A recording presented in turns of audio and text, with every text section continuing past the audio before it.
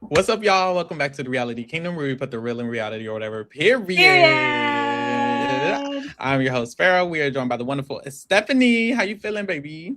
I'm doing great, except for my poor Lala. She's being attacked. Y'all, I was literally like, girl, what's going on? I'm trying to watch all the videos. I'm trying to get the clips. I'm trying to see the tea. Because while we were just live, Lala's crying. She's still crying. Angela's crying. She's upstairs. They're going, like, I don't even know what the fuck's going on. Well, I kind of got an understanding now. Yeah, it was Angela that cried first. Angela cried first. They're dramatic as fuck. I can't do it. Why are we crying? Because you know what's crazy? Before we went live, I saw the conversation that sparked it off in the bathroom with Lala, Taylor, and Angela. I saw that conversation. So when I saw crying, I was confused because I'm like, nothing in that conversation requires you to cry afterwards. You know what's funny? I actually didn't catch the conversation, but I caught everything that happened afterwards. I was like, what the fuck? But we'll get there, y'all, because that's happening now, actually. So let's get into these other feeds, girl. No shade. Bow. As a reminder, Yash is the head of household. He did nominate Haley, Dee, and Angela. The Diamond Power veto was used to save Dee and put Kamu on the block. The final noms are Kamu, Haley, and Angela. And let's get into the fallout, which there wasn't much of a fallout, actually. But this is what happened after all of that happened. Okay.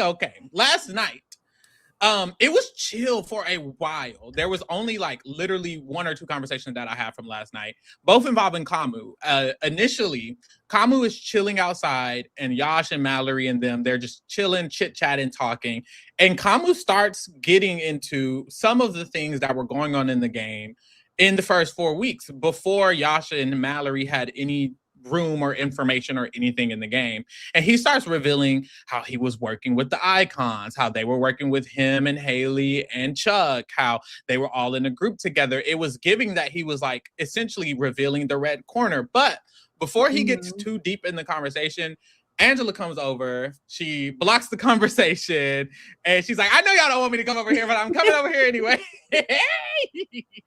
Which is like, he definitely didn't want her coming over. It was perfect. It was perfect timing for her because he was finna really get into some shit. I feel like what's bothered me, I'm not gonna lie, this season is like, for some reason, people aren't spilling information. The way that everyone should have known about the tool chat in the red corner 3 weeks ago when they flipped on Dee, when Dee and Angela flipped on them, I'm like, bitch, why don't they still don't know? Because now that you're nominated, you're trying to hurry up and give information and you're still not really doing it. And it's like, they would probably feel way more bad about Angela and Dee and them if you guys told them the extent to how much these people were playing with y'all. You know what I mean? And if you don't want to tell Melody and Mallerie, tell Yash. You're right. Yash. Like, give the alliance name by now. Literally. Taylor, you're close to Taylor. Because the biggest, I feel, push against the icons is that they're fake and shady players. They've played so shadily, and you can't trust them as allies. Like, for some reason, even Melody and Mallerie, they're talking about, they're like, you know, I don't trust Angela, but I trust Dee as an ally. I trust her. And it's like, you absolutely should not. And because they haven't revealed everything, I don't think anyone understands how much they shouldn't trust any of the icons at all. So now they're like, oh, we'll just vote out Kamu and Haley. Who cares? You know? And it's like, that's not good for you. After this, late at night, Kamu and Drew, they are sleeping in the have not room. They have their little sleepover, whatever the fuck. And in that situation, Kamu starts asking about the votes. And he's like, Drew, just be real with me. Can you just be honest with me? Like, be my friend. And if the votes aren't going my way, can you just tell me, please? Like, I just asked, please tell me. Girl, Drew is the last person you should be asking to be honest with you about the votes. He don't give a damn. And he hates you. But it's karma. Because Drew was saying the same thing to everyone when he was on the block, saying, if just tell me, like, I'm the same. Like, I want to know if the vote is being flipped on me. That's true. And he didn't tell him. And that's another thing. Kamu should have been told Drew, about that situation as well. It took him a long time to even mention it. And then when he mentioned it, he forgot everything at that point. Like, he didn't remember a lot of the stuff that happened, or he just didn't reveal it because he's like, I think it was D. I can't remember. And it's like, well, girl, if you were telling Drew the tea when it was happening, he would have been known. And then in this moment, he probably would have made sure you weren't nominated or tried to make sure you stayed with the vote. Or if you would have told him how Angela literally ran to your room when you were HOH to tell you about all the bad things Drew have been doing, then in this moment, Angela going probably would have been on the first thing on Drew's mind. And it's like, you didn't do that, King. You should have been doing that. No shade. Yeah. So, yeah. It really is probably that he's just forgotten all the details. Child, we move. So, the rest of this conversation is kind of like, it's not going to work.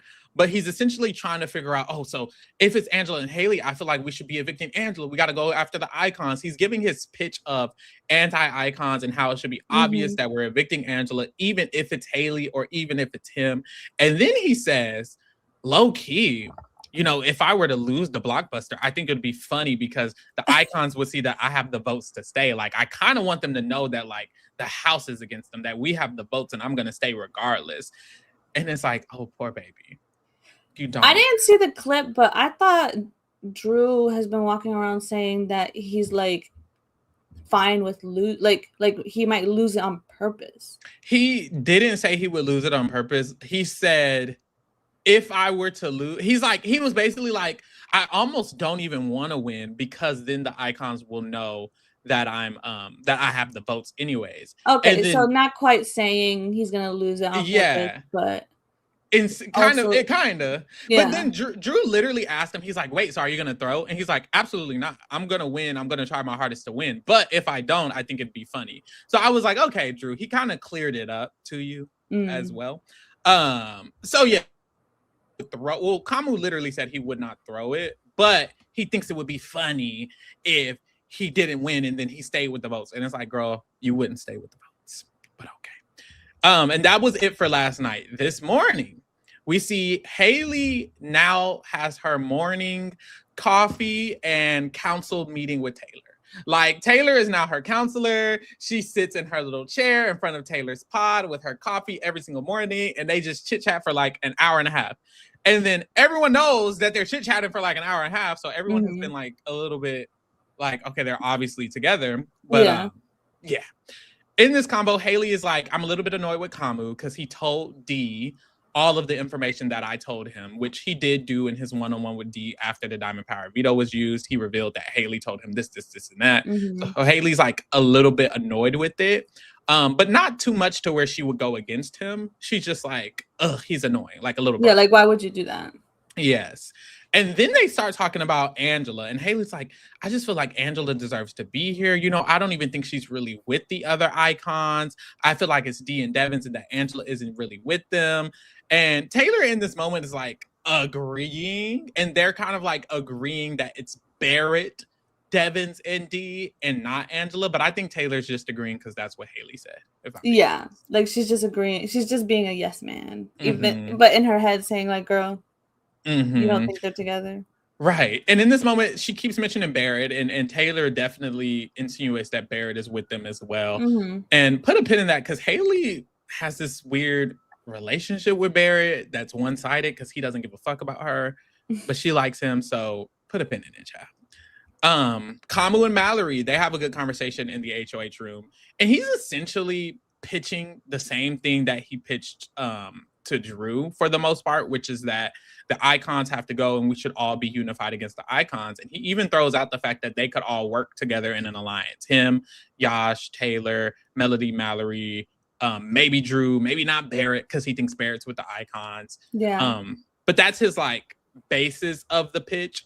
And Mallerie is essentially like, look, I would be down with that. Don't know how I feel about Haley. And Kamu's like, Haley doesn't even need to be in the alliance. She can be on the outside. She doesn't have to be all the way in the alliance. Don't worry. We're kind of good on that. So there's that. He's very adamant that his targets would be Angela and D. He says it would have even been Angela and D before this week, actually, that he was already going to put them on the block.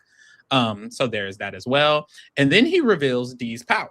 He's like, Dee told me about her power last week, that it was a bribe for 5K and yada, yada, yada. And this is actually the first time Mallory's hearing this, because for some reason, Melody didn't tell Mallory when Dee told her. Like, Yash hadn't told Mallory yet. So this is the first time Mallory's actually hearing about Dee's power, which that is her power. So there's that.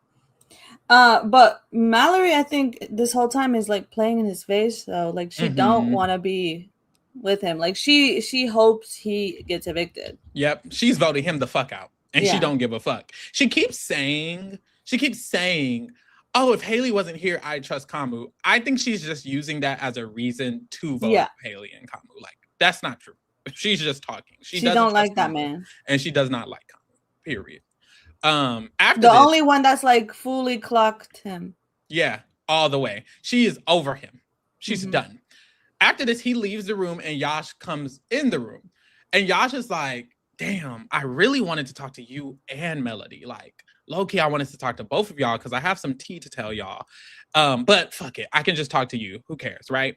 So he reiterates that Haley is not working with the icons and she's over the icons. That Kamu is not working with the icons and he's over the icons. And Mallory's like, see, but my issue is that I would trust Kamu if Haley wasn't here. And he's like, no, Kamu doesn't care about Haley at all. Yada, yada, yada. We get past that.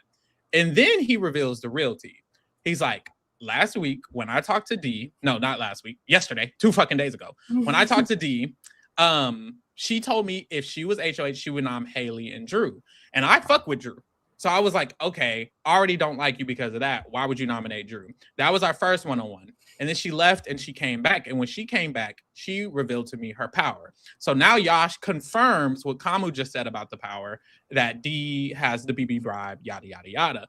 And he says, one of the things she tried to bribe me on was to nominate you and Melody instead of nominating her and Angela, which we didn't see. Well, actually, we did on the episode, but like on the feeds, we didn't see the full extent to everything this girl bribed him for. But every time I hear something new, I'm like, damn, girl, you said everything. Because she said, save me and Angela, save just me. If you save me, I won't put up Devins. I won't put up you or Taylor. I won't do this. If you take me off, maybe you could put this person up. Like, she said a lot for no reason, girl. She really should have. I don't know why she tried to save Angela. Yes. It should have just been her. It should have just been her. Because even in this moment, he's like, thank you for telling me that you and Angela are that close to where you're willing to use your bribe on her. And it's like, I think Dee has just been so safe for too long. She was safe longer than a Survivor season. Literally. Like, she was in such a good position for longer than any season that she's ever played of any show ever. Like, she's been safe for so long, and I think she got comfortable. And so she was like, shit, fuck it. I run this shit. Like, I can do what the fuck I want. And I love the boss energy. It's just like, I think it leads to her slipping up in these ways. I also think she thinks they're dumber than they are. Like, I think she thinks Josh is an idiot, which he is sometimes, but not all the time. I mean, Josh has only been showing that he's smart recently. Yeah, exactly. So I think it's like for her, she's like, oh, girl, who cares? It's just Yash. But it's like, no, now he's using this against you in this way, you know? So he reveals that to Mallory. And Mallory's like, look, I do agree that an icon should go. But when it comes to Haley, I don't really like her. When it comes to Kamu, I just feel like I'm not confident he wouldn't link back up with her. And this is when Mallory starts giving her opinion. Like, she's not playing fake with Yash and Taylor. Every time they bring it up, she'll start off like, oh, I'm hearing you out, but then she'll lead to, but Kamu's gonna win all these comps. If he wins the comps and takes out the icons, he's taking us out next. You'll probably be his first target. I'll be his next target. Honestly, he's probably gonna link back up with Haley. I'm more threatened of that. Like, she eventually just starts being real, and she lets him know what she really thinks about it. And this conversation is long. It's like 2 hours of them going back and forth for valid I think both of them have valid reasons, you know? Like, what Yash is saying about the icons is valid. What Mallerie is saying about Kamu can win these comps and eventually take them out is also valid. I just think they need two things in the game right now because they're in two different positions. Like, Mallerie has a whole alliance with the icons. You know what I mean? Yeah. So, I see. And then Yash, I saw on Twitter, like, some people were saying, like, Yash, I think Morgan was saying that Yash is, like, going too hard and trying to protect Kamu. And honestly, maybe it was fine, because we later hear Mallerie telling Melody, but maybe we should just go along with what he's like. It's his HOH. We shouldn't try to piss him off. But it's still Kamu is getting out of here. Yeah. I don't think it was bad with Mallerie. I think it could have been bad with someone else. Yes, even Melody. With Mallerie, I think it's fine. I also feel like this conversation, I think, makes Mallerie trust him more. Someone tweeted, they're like, it's funny that Yash has now talked deeper game with Mallerie than Barrett or Drew ever have the entire season. And it's like, I think it worked. Like, I think because he's willing to be open and honest about all of his thoughts, Mallerie now leaves the conversation like, I definitely would nominate an icon over Yash. At first, it was like, oh, I don't know. But I think now she's like, girl, I'm not nominating Yash. And it's because he's willing to be open with them with the communication of their game. The icons don't talk game with Mallerie and Melody. They made the alliance, said a cute little hee who love y'all. After that, nowhere to be found. Didn't tell them about the power. Dee didn't really tell Mallerie about her power. She only told Melody. I think Melody ass forgot or something. Like, it's like they just don't talk to them enough. So it's like, if Yash and Taylor continue to talk to them, they're going to feel more and more like, we probably shouldn't nominate them, you know? And they're doing that, well, with like, they're going back and forth, at least the Yashes, of, like, talking to each one. And, like, long conversations, too. So, like, it's good. Like, I think if I were in Big Brother, I would want to try to talk strategy with the most people I can. That's tricky though. But yes, is it nice to have, like, little convos with people? Yeah, but having game talk with people is what actually gets you connected to them. It does, exactly. After this, Kamu and Haley, they talk really quickly, and they're just talking about the votes, and Kamu kind of thinks he could get the votes, and Haley's like, girl, you think so? Because me and Chuck thought that last week, and we didn't. We weren't going to get the vote. So I don't know if we can be so sure. And Kamu's like, I think there's a real chance that we can convince them that taking out the icons is better. And I think it's like, in your mind, taking out the icons is better because you were in an alliance with them and they betrayed you, and then they've done it twice, and then they did it 3 times, and then they did it 4 times. That didn't happen to everyone else who was on the other side of the game the first 4 weeks. When we were saying big day tomorrow, bitch, they weren't a part of that. They didn't know any of that. They weren't there for any of that. Like, they were just iced out on the other side at the bottom of the game. So it's like, your perspective. They were asleep. They were literally asleep. And I think and I also think that might be Yash's, like, slight problem. Like, they're thinking in their perspective. So in Yash's mind, duh, we're keeping Kamu, but, like, you're not Melody and Mallerie. You're not in their position. And I think same for Kamu. He's like, duh, we should take out the icons. But it's like, well, girl, you're not the people voting. You're you. And you want the icons out, but they're in a different position. So that's the problem. They noticed that Dee has gotten a lot closer to Melody. That's another thing about Dee. I think her connections are too obvious. Like, people don't trust Barrett now because he's obviously close with Dee. I think maybe she should be a little bit more discreet. You know what I noticed? What? And I thought this in the Sunday episode during HOH.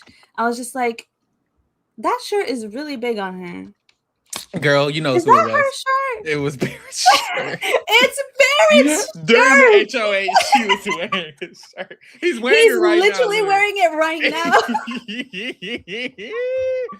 It's just, she's just too obvious. And it's nothing wrong of being obvious about your fake allies. Like, be obviously close to Haley. You remember when they were all up on Haley's ass? Oh, that was fine. You're not actually allies with Haley. But now she's just close to her actual allies. Like, she got close to Melody, and now everyone knows. How do we all know you're close to Melody in one day? That's crazy. I don't get, though. Like, she had one long conversation with Melody, but other than that, I don't. It's because she's been hanging out with her leisurely. Like, it's like, if they won't be having game conversations, but they'll be, like, in the background together. And it's like, I think people have seen, like, them just chilling together now. And I think it's because she doesn't chill with. It's because she normally doesn't. Yeah, she doesn't usually do that. So now it's like more noticeable. But I don't even think it's that much. I just think it's more noticeable because it's like, girl, I don't think it's that much. Maybe it's also just DSD, and probably everyone's eyes always goes to her. Yeah. You notice anything she does. Especially now that there's this narrative that D is like a slimy player. I think now everyone's paying attention to like what she might or might not do. You know what I mean? So there's that. After this, Mallerie and Melody, they talk, and Mallerie is relaying her conversation with Yash to Melody. And basically they're just like, you know what? Let's just go up there and talk to him. Like, fuck it. Like, at first they were sitting there talking to each other about it. She was giving her everything that he said. And they're like, you know what? We should just go up there and talk to him together. So they go up there, talk to him together. Barrett ends up joining. And in this conversation, Yash is just pushing his agenda that Kamu isn't actually that close to Haley at all. He don't really give a fuck about her that much. I think y'all are overestimating that. I think he should stay. They're targeting the icons. So is Haley. What is he? Doesn't he mention the fact that Barrett was the one who told, or someone? He says someone told about the icons, the meeting with the icons as well, and he told that to Melody and Mallerie as well in this conversation. He's like, I don't know who it was, but someone revealed that the icons also know about the conversation we all had about targeting them and yada yada yada. And some of this stuff sticks, which is why I'm not mad that Yash went so hard for so long, because like two or three of these points really stick with them later in the day. So there's that. Devins and Drew, they have a conversation, and this was funny as fuck. They're in the kitchen, and Devins is like making his hot dogs or something. And Drew is like, yeah. Oh no, Devins is like, yeah, it sucks because I had a lot of alliances with Kamu. I had one with Kamu and Yash. I had one with Kamu, Yash, and Taylor, and I just had so many alliances with Kamu. And Drew was like, oh, what were the names? What were the names of those alliances? Because I didn't know you had those. He's like, well, the one with me and Yash was Bermuda Triangle. That was just nothing. And Drew's like, okay, so what about the one with Taylor? What about that one? And Dev's like, you know, I'm not gonna give you that one. You can use that against me in the future. I'm not gonna give you that one. You know, I won't do that. And Drew's like, but you asked me and Barrett about our alliance names. And he was like, okay, well, we traded 1 for 1. Which was crazy. I thought this was... He got a little sloppy. This was bad for Devins because, baby, if I'm Drew, I will say, because it's Drew, it's not going to matter because Drew doesn't care. But if it was me, I would have been like, oh, bitch, you don't trust me. Because why can't you tell me the name of your alliance? I told you FAP. And then he's like, oh, I gave you one, you gave me one. No, Drew is actually giving you like everyone. Didn't he tell you about the Court Jesters and the Four Seasons and every fake alliance Drew has made? He's actually told them about. Like, all he has now is FAP. He doesn't have another alliance to tell you currently.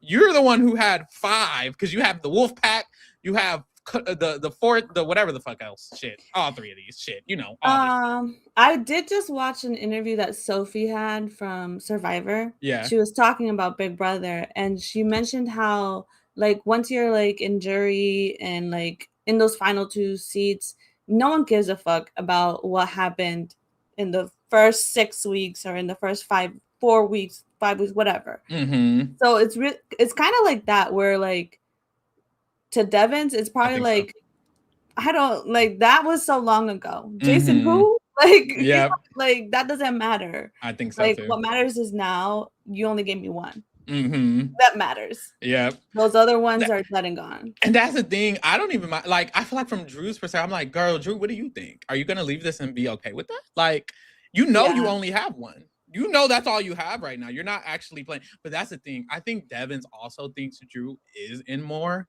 I think Devins thinks Drew is like doing all of this other stuff. Like, there's this perception about Drew. So I feel like he doesn't believe that it's just FAP. So I think he genuinely thinks that this is an equal trade, when in reality, it's kind of just that right now because he doesn't have a name. Well, technically, he does have a... Doesn't Drew and Kamu have something? Even though Drew says it's dead, it's like not. Yeah, they had like a final 2 name.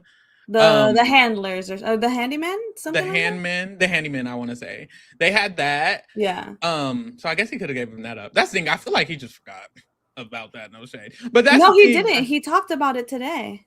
Well, then he should bring it up to Devins. I think he should be like, okay, I have another alliance for you because that's dead as fuck. Kamu's going home. Like, girl, get that tea.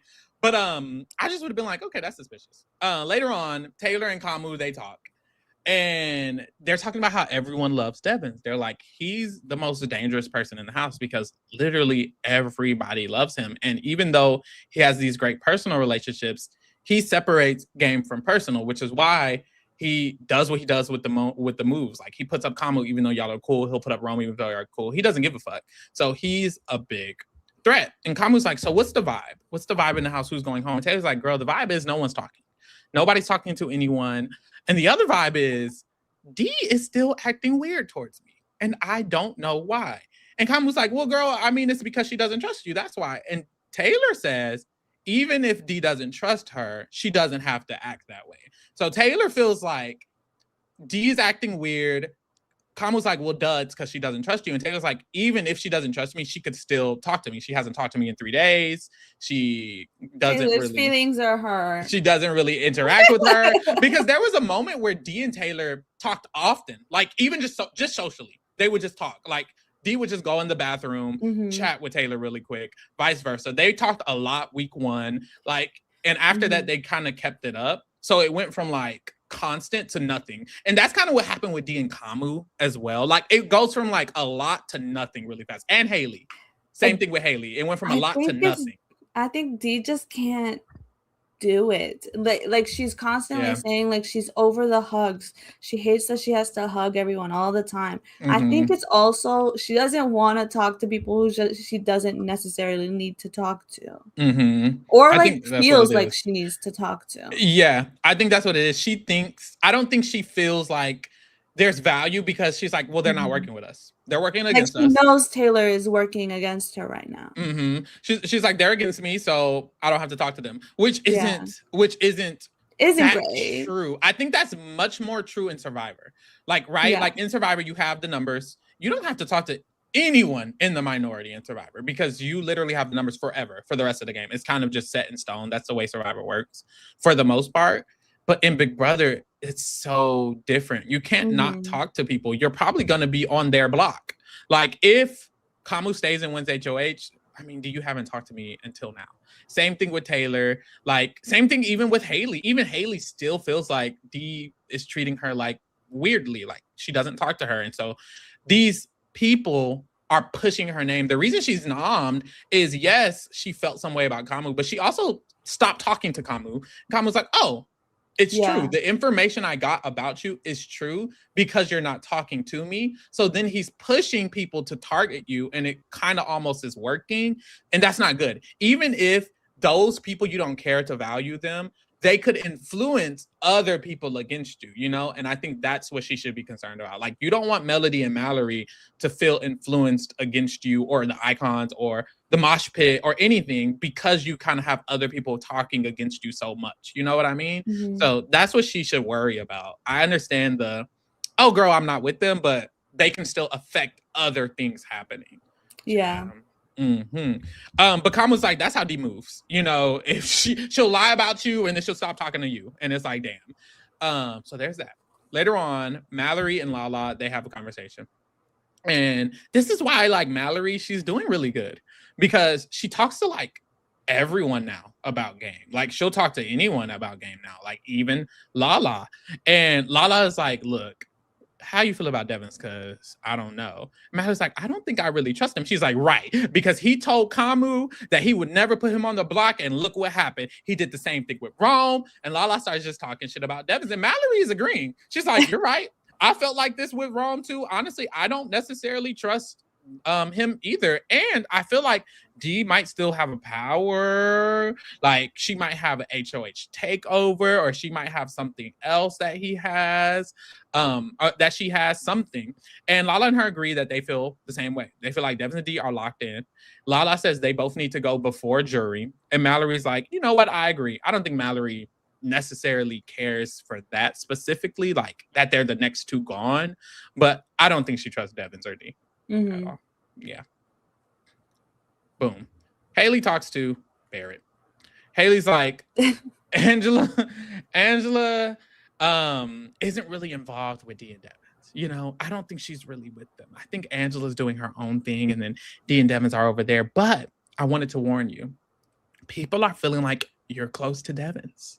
They are. So I don't know what you need to do, but they feel like you're kind of the glue to things. They feel like you could be nominated and that you won't go home. So I just wanted to warn you. So Haley gives Barrett some warning. She's kind of like, this is kind of a good warning. Yeah. Like if he listens and like does something, which he hasn't done much all day, unfortunately. Still a Barrett hater over here. But if he does something, this is good information. You know, get a gauge of how people are feeling. Because even though Haley is at the bottom of the game, you know she talks to Taylor a lot. You know she talks to Kamu. So you could at least guess that maybe this is how Taylor and Kamu feel, you know? And then kind of work from there. But he doesn't. I would think that he would have taken this into consideration, even though it's Haley of all people. Yeah. But I don't know, like, maybe it's just because when Dee tells him, like, oh, back off, or like Drew tells him, like, hey, think about this, he usually listens. But I guess it is because it's Haley. Yeah. I don't think he takes it seriously. But I would. Like, I would think Barrett would. Like, if Haley of all people thinks you're talking to Devins too much, maybe you are. Like, maybe other people are thinking this too. Yeah. Very interesting. I wonder if it's less that Barrett, like Barrett as a player, I wonder if it's less that he isn't considering a lot of different things and more so that he just isn't a reactive, like he just doesn't really do things. When he hears things, he probably just doesn't do things. Like maybe that's just not the type of person he is. I don't know. Because I feel like as humans, there's people who like take a lot of action and do a lot of things. And then there's people who like, they know things, but they don't do anything about it. It's kind of like, oh, you know, you're depressed. And some people, they're like, okay, girl, let me get a therapist. Let me get a psychiatrist. Let me get on medicine. And some people are like, oh, girl, well, I'm depressed. And I kind of feel like maybe Barrett's like a, oh, well type of person. Like, hey, this is what it is. This is the fact, but things will work out, or it doesn't matter, or I'm still going to do what I'm going to do and move forward. And I think that might be the thing. I don't think that it's that he doesn't consider things or think of things. I just think he thinks them and then doesn't move the game that way. You know what I mean? Yeah, I get what you're saying. Mallerie then talks to Dee and Angela, and she lets them know that people are trying to campaign to potentially take out Angela, but it's not going to work. Don't worry, Angela. Don't get antsy. It's not going to work. I'm never voting you out. I'm voting out Kamu. And Angela's like, what about between me and Haley? And she's like, oh, that's not even a conversation. Everyone's just voting out Haley. That's not nothing to worry about. If anything, people are trying to push Kamu to stay, but I don't like Kamu, so he's going home. That's not something I'm going to do. I'm 100% against him. If he's in final 8, I'm going to go home. He's going to take me out. So I don't want him here. He has to go. And Mallory's like, another thing is, if they don't budge on this Kamu thing, then we know that they actually have an alliance with Kamu. So we can kind of peep that, which I thought was interesting because, spoiler alert. Yeah, spoiler alert, Yash ain't budging, but Taylor kind of budged. And I think that might have helped as well, because later when they talk to Taylor, she's kind of like, okay, we can have a conversation about it. I'm down to have a conversation about it. And I think that's more like people like to hear that. People would rather hear that than to hear you always give a rebuttal, you know? But it's Mallory's thinking of that. So it's good to know. After she leaves, Barrett comes in and tells them essentially the same thing, that people want to target Angela, but he thinks they have the votes, yada, yada, yada. Mallory beat him to the punch, if you ask me. No shade. Like, you just telling them the tea that they just got. And then Mallory and Melody, they have a long conversation in the storage room. And this is when we get some real tea, because Melody's like, girl, I'm not gonna lie, I'm kind of nervous now. Like, I'm kind of nervous because they really, really want to keep Kamu. Like, Yash really wants to keep Kamu. And I don't know. And this is when Mallory makes the comment like, well, maybe we should do what he wants, but they have to talk through it.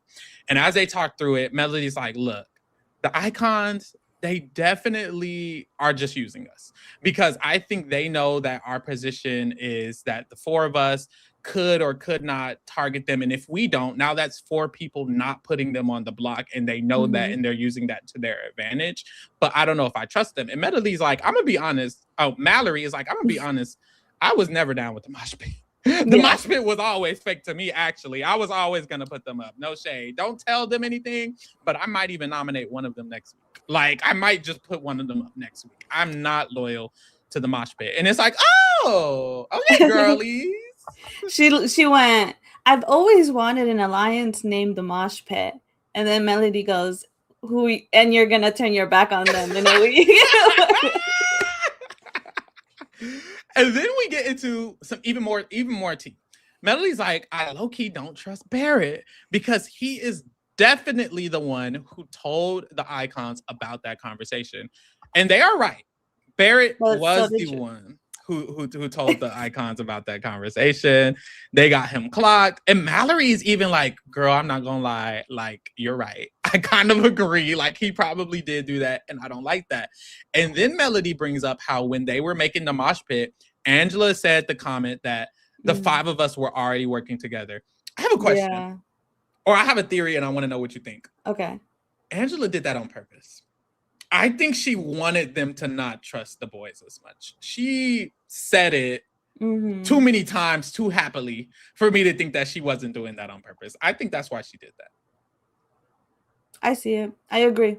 Yeah. Because, like, girl, because I'm trying to think, I'm still thinking, I'm like, Angela's sloppy, but sometimes she's sloppy on purpose. So I'm thinking, I'm like, I think that girl said that to make them mad at those boys. But anyways. Wait, I agree too, because they know that they're outnumbered. Yes. By the two couples, if you want to call them that. It's 4-on-3. So she might have been saying that to already like put some cracks in there. I think of any of the icons, Angela, if she, maybe it's because she's nominated right now, I'll give her that. But like, if she does the work on Mallory and Melody, I think she's the only one who could like wiggle in, because she is like kind of separate from Devins and Dee. Like, they're survivor icons, and he used the Diamond Power on her.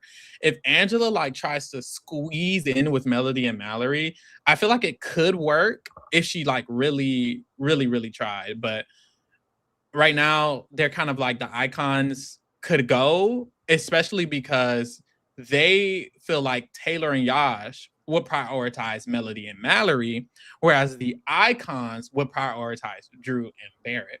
And they don't want that. They would rather be in a situation where at the end they have Drew and Barrett, and then they have Taylor and Yash and Lala, which is smart. And that's exactly what they should be doing, honestly. So it's good that they came to that conclusion.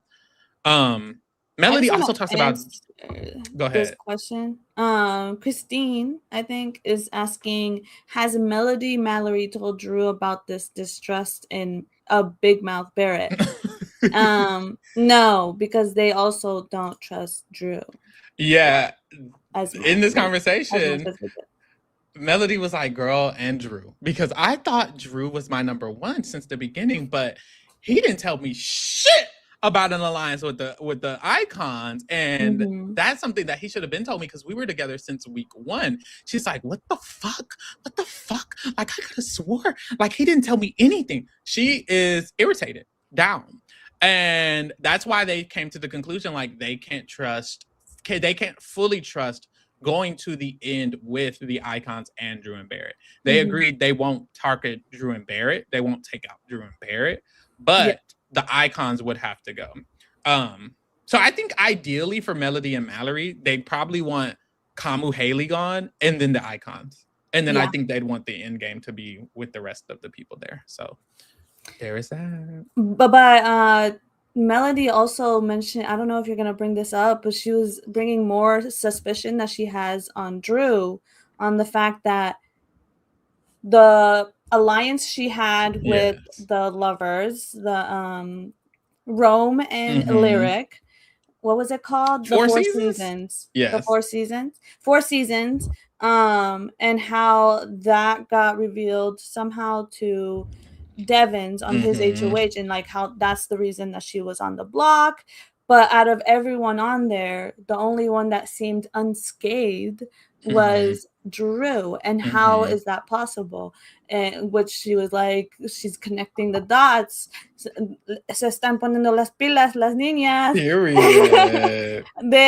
she's finally like realizing like this. She said that there was something else that he lied about, and like she realized it, but she can't remember what it was at the moment. But she's like, this isn't making sense. This isn't making sense. So she's like, finally, it's hard to say finally, because they have mentioned before about like some distrust in Drew and Barrett.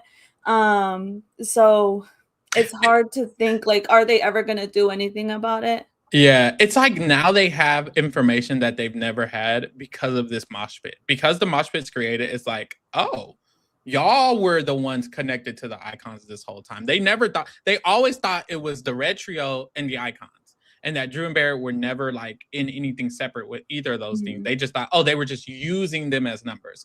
Now they have the information that actually this was a group and they were using the other three as numbers potentially, honestly. And so now they have the more of the information, so now they can put more of the pieces together, which is why this could have been like maybe not the best thing necessarily for Drew and Barrett. Because if they never were added to the mosh pit, this conversation wouldn't matter, because they would have never heard what Angela said. They wouldn't have so much information knowing that they're actually with the icons, yada, yada, yada. But it was much better for, like, Devins wanted to do it to protect himself. But that's the thing. It might not even work in that way, because they kind of don't even care to protect them that much. They just want Kamu gone, which they've already wanted Kamu gone. Like, this is what they wanted anyways. So it's like, I don't know that this is leaving them in the dark might have been the best. Honestly, and just drag them along.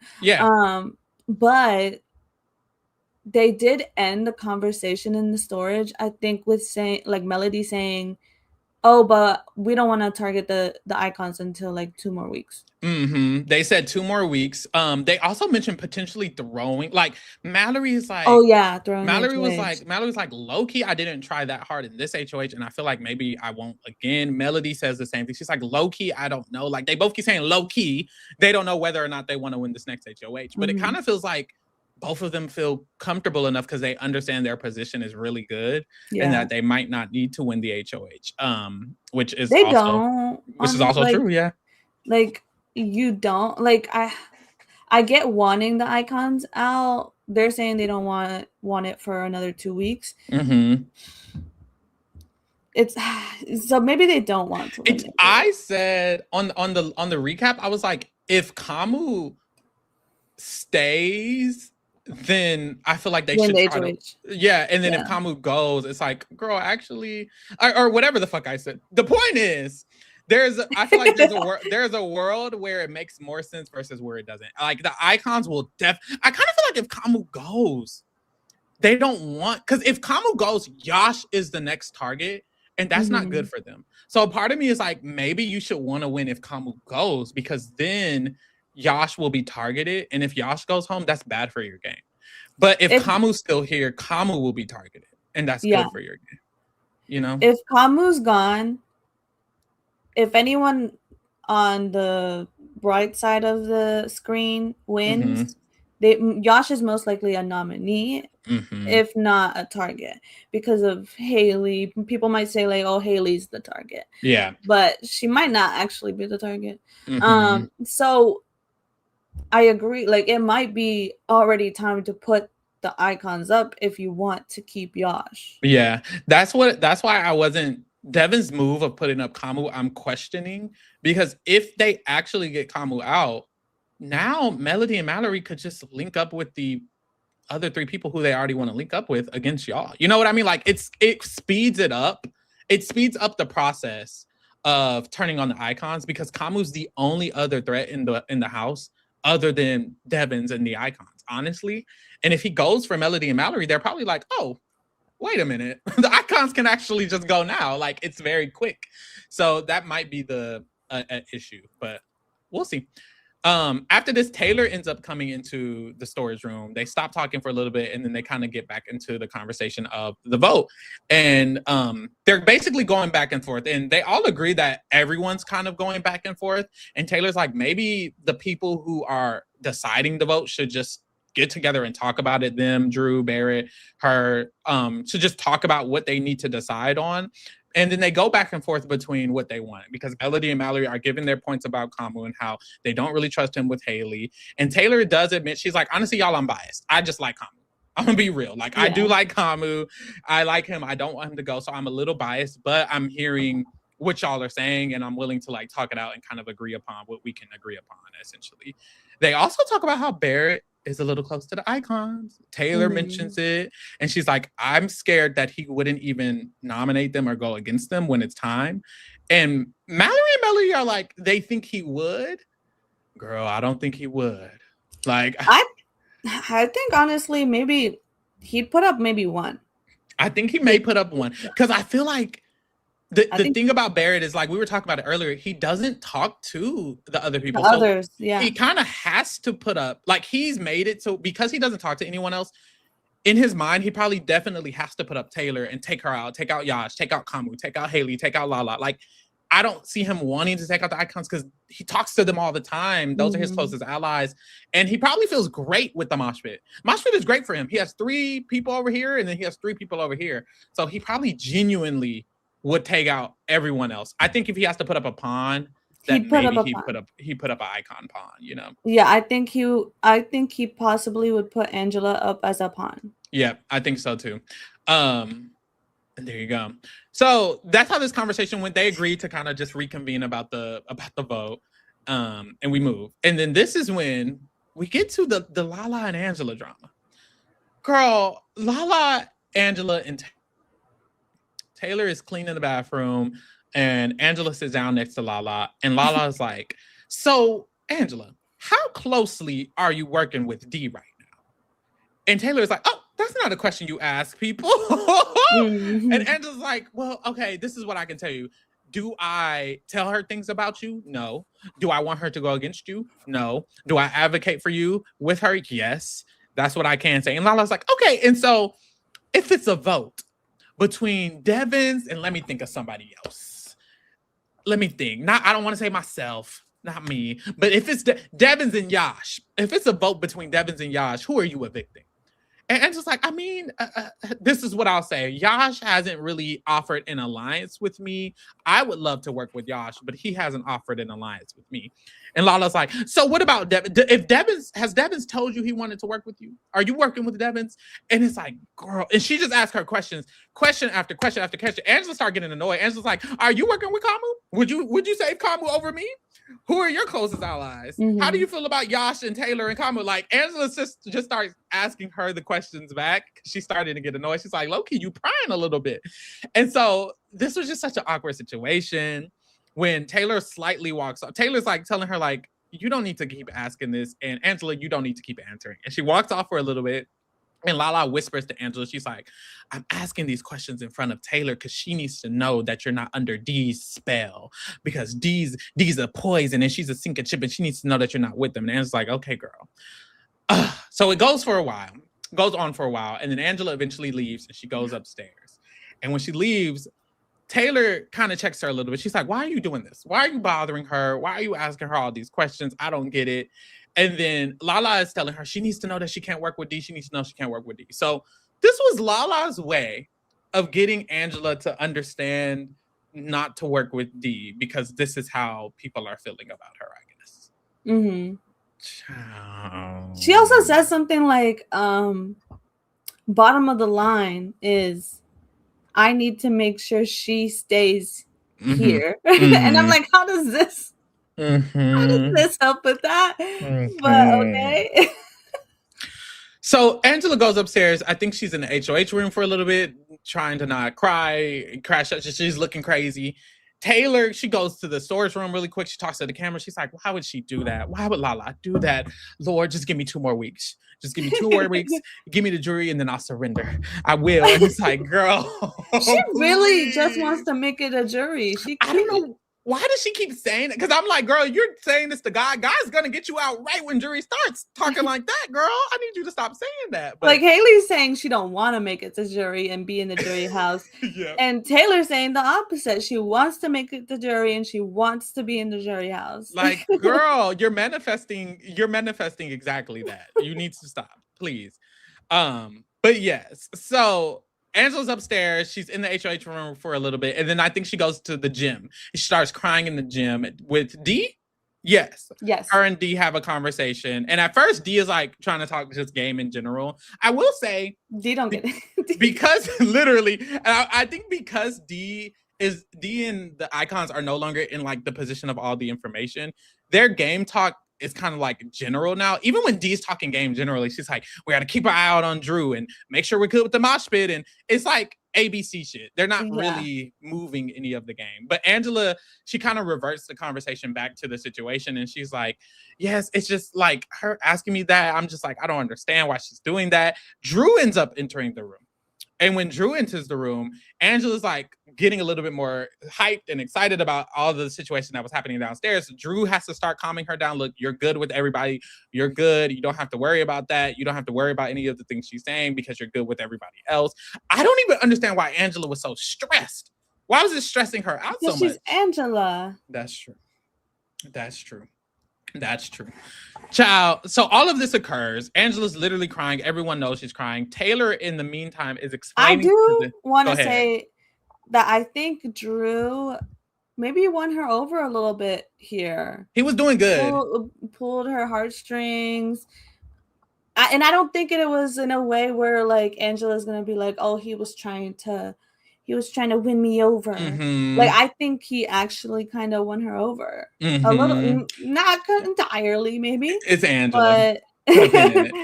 But I think she's like she's been warming up to him, I think so too. I think her and Drew have grown. They obviously are better than where they were at the beginning because it was bad. I think you're right. I think she's genuinely growing on Drew, or Drew's growing on her for sure. Yeah.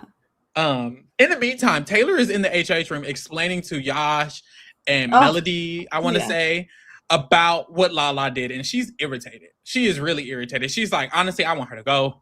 I wish she could just go home. I don't want her to be in the house no more. Like, the fact that she's doing this is crazy. Yash is like, why would she ask her that? Why would she straight up ask people who they are? Yash is like, that's like asking me, am I going to vote out Taylor? Like, why are you doing this? How would she feel if someone asked her how she would do this, if she would do this to this person, to this person? They were like on a tangent. Eventually, Lala comes in the room with Yash and Taylor. And can I say one thing before go ahead? Yeah, go for it. Taylor's got me a little messed up here because you were doing the same thing with Mallerie last night. She did do that last night with Mallerie. She did. Question after question. Who are you working with? Barrett and Drew. Do that. She was doing the same thing. I don't know if Lala was in the room for that, but if Lala was in the room for that, she's just copying you. It was just Yash and Taylor. But Taylor did do that last night. Now that you're saying that. She literally did ask Mallerie question after question after question after question. Like, you're getting upset at her for something that you also did. She did also. Just, I guess, with the right person. Like, Angela's the wrong person to do that with. And I think that's probably the biggest thing because Taylor keeps saying, like, you know Angela's emotional. You know Angela's going to crash out. You know Angela's going to make a scene and yada, yada, yada. But I think it's also, even if it wasn't Angela, I think Taylor would have been irritated. I think Taylor's just irritated with Lala in general. She has been for a while because she feels like Lala plays so badly and that it affects her game. I will say, like, I don't know that it has to affect Taylor's game. Like, yes, y'all are close, but just because people don't like Lala, that doesn't mean they don't like Taylor. Like, Devin likes Taylor and doesn't like Lala. People have different relationships with them. You're like, her being connected to you isn't like, not everyone sees you as a tether together. Exactly. Like what she does affects you. Like it's not like that. Like, what she does is what she does and what people dislike about her, not about you. I don't know why she thinks that. Even when she was nommed by Haley, she kept saying, like, I'm getting nommed because of Lala. And it's like, Lala isn't even nommed. Like, you're just nommed. And then it was because of Jason. Like, if anything, Haley was saying it was Jason and you and laughing and yada, yada, yada. And it's like, I think she keeps assuming Lala is going to affect her more than what she is, honestly. And she... I guess you're gonna get into it whenever Lala walks into the room. But another thing is, did you see that Lala's daughter had an interview with some Oh guy? Lord. I did. I said it on the Discord. If Lala's daughter didn't already hate Taylor, she definitely hates her today. Honestly. And the chat is saying like people lump them together and yada yada yada. Honestly, y'all, it's not as much as I think y'all or Taylor thinks it is. They haven't even been on the block together. I don't think they've ever been on the block together. Like, yeah, if it was so like them two are so together, like they like if we have to take one out, we have to take the other, like put them both together, like I don't even think I hear people say Latrice and Taylor and Latrice. It's not there definitely can be unconscious bias. They could be looped together because they're both the Black women and because she has the association and because they are together. It just simply has not yet happened. Like I actually don't hear people saying, oh, Taylor and Lala need to go on the block together. People associate them together. They are clearly associated. They also have associated Yash with them. There's been a lot of different things that has happened even before they were all working together. 1000%. However, I don't think it's as extreme as Taylor does. Taylor feels like she could go home because of this situation. And if anything, it wouldn't be because of the situation. It'd be because they want Taylor out. In my opinion, like I feel like they just genuinely would want Taylor out. I don't think Taylor's game is going to end because of Lala. I really do not. I hate that she thinks that. If she were to get out, I think she would say it's because of Latrice. Yeah, I'm not sure. And like Money is saying, Drew said he would nominate Taylor and Lala together. He did, but I don't think he's saying because Lala did this, I'm nominating Taylor against Lala. That's my point.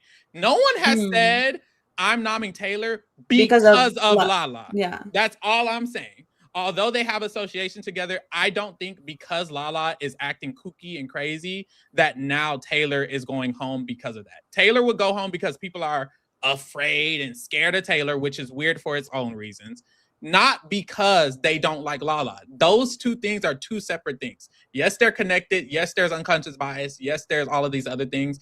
Because Lala is doing what she's doing is not one of the things. It just isn't. It has not been. When it becomes that, we'll start talking about it. So far, I haven't seen that, honestly. There's many other reasons. But in this conversation, her and Yash are talking to Lala, and Taylor's checking her. She's like, look, don't say nothing else.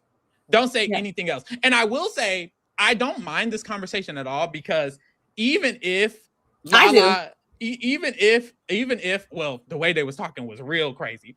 But the concept of telling Lala to chill out is good because Lala shouldn't go home either. They don't want Lala to go home either. They want Lala to play good enough to where even if she doesn't affect Yash or affect Taylor or whatever it is, that she herself does not get evicted because they need Lala in the game. So that's why I'm like, oh, okay, boom, there you go.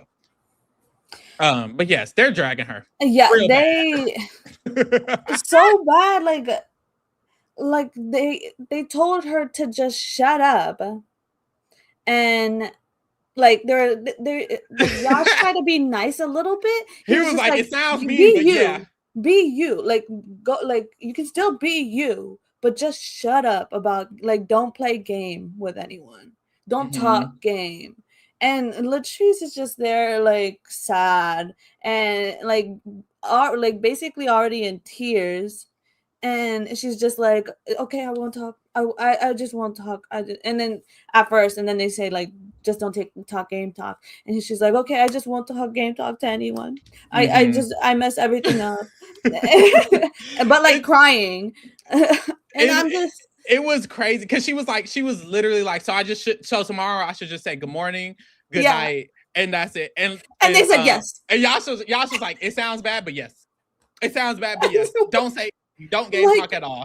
Just talk personal. I think that's just such a hard thing to request.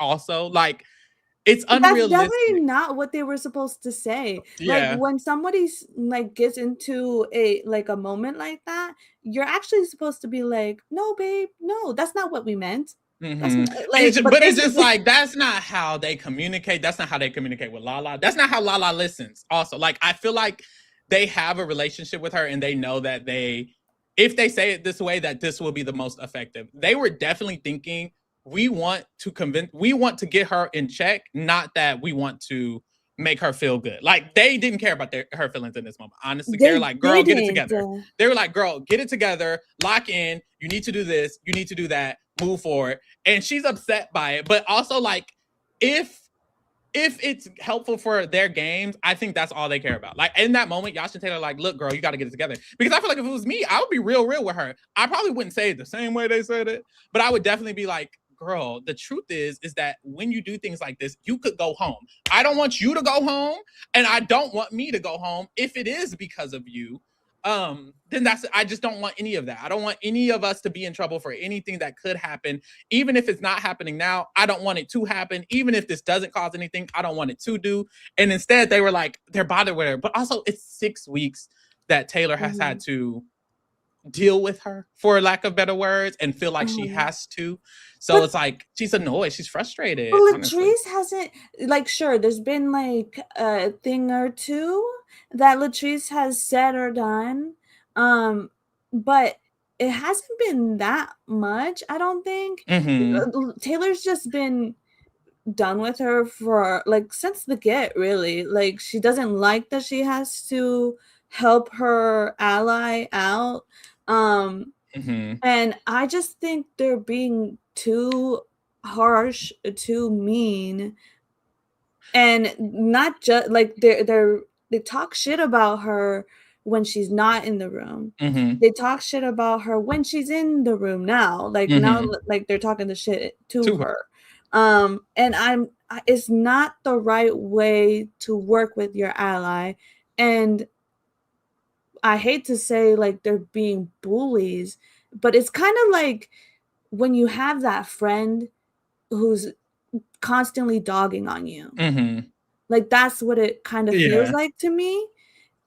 And it might like, who knows if Latrice is in this game, if like they're all in this game for longer, like, will it continue to be like this, where they're just constantly telling her, you're shit at the game. You're not doing anything right. We have to do everything. You just sit there. Honestly, probably.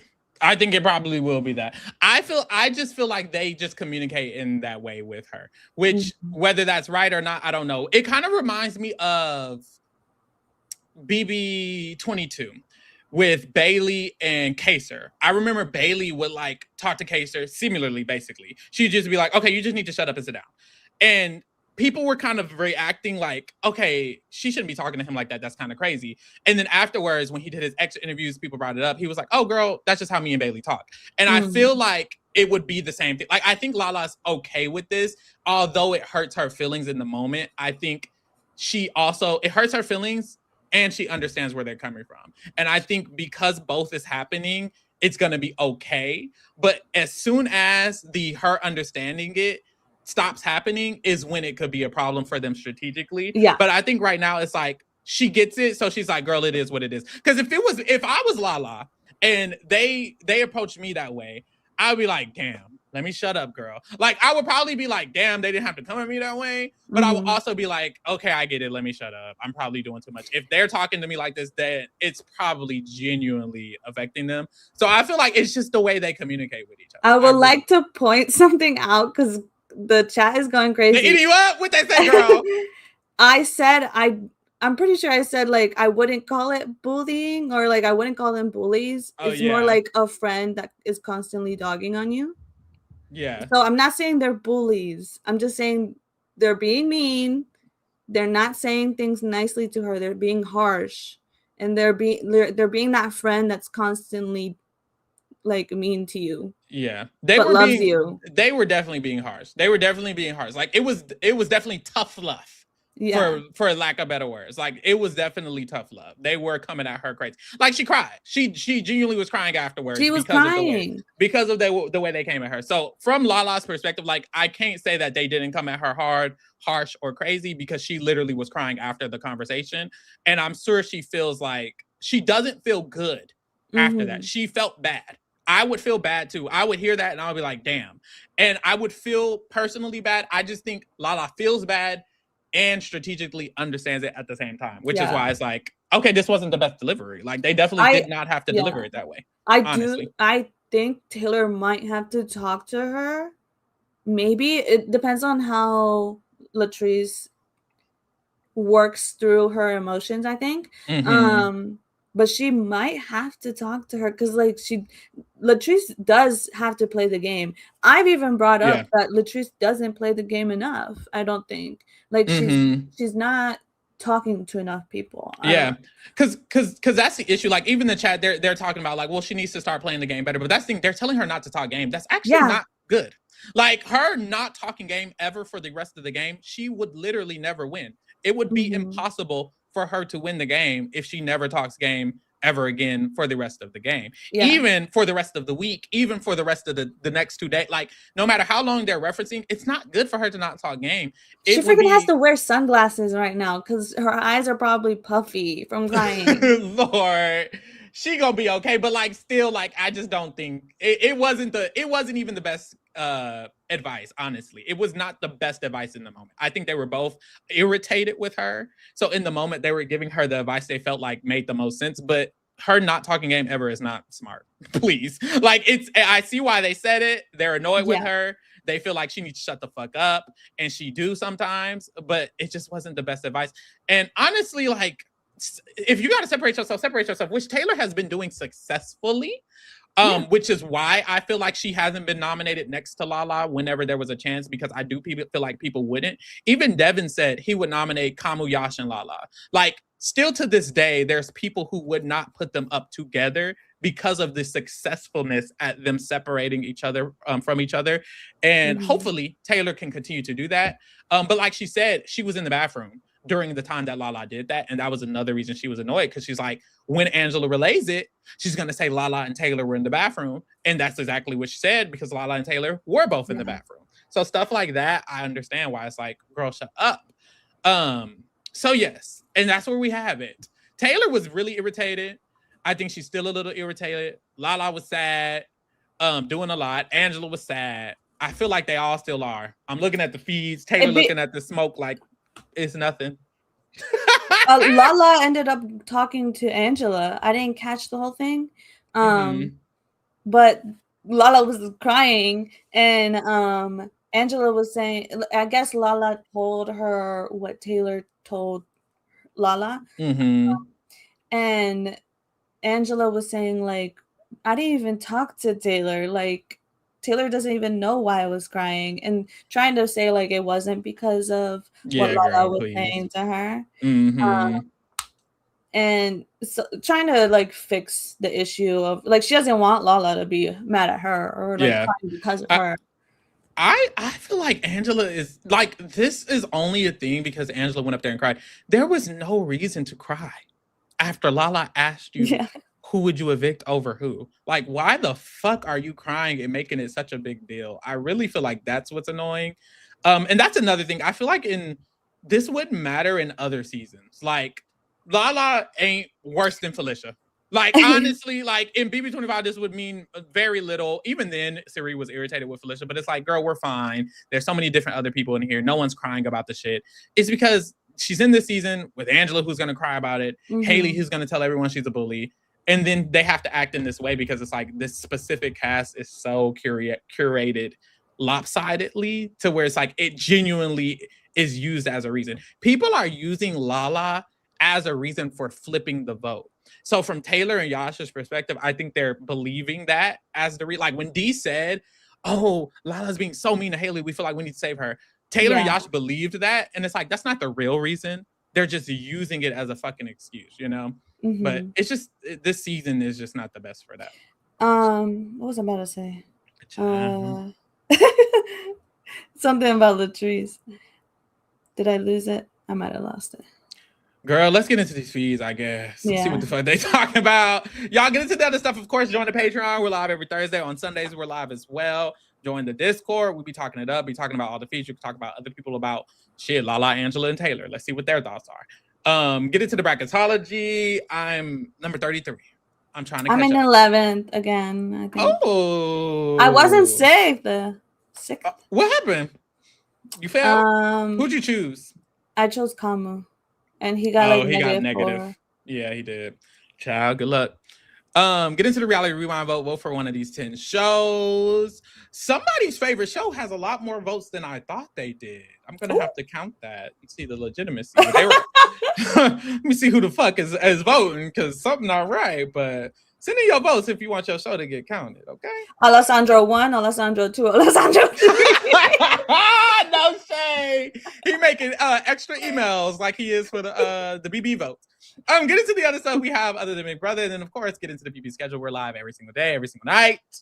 And let's get into the feeds. Let's see what the fuck they got going on. Hit the like button, subscribe. Hit the like button, subscribe, all of that. Is Taylor irritated still, y'all, or am I tripping? Because I'm like, girl, she looked like she angrily cleaning. Yeah. Like she looked irritated down. Okay, let me send a link to these people. This is hilarious. If Tori is up, she better get up in here so we can get this ship going. Did you see those comments?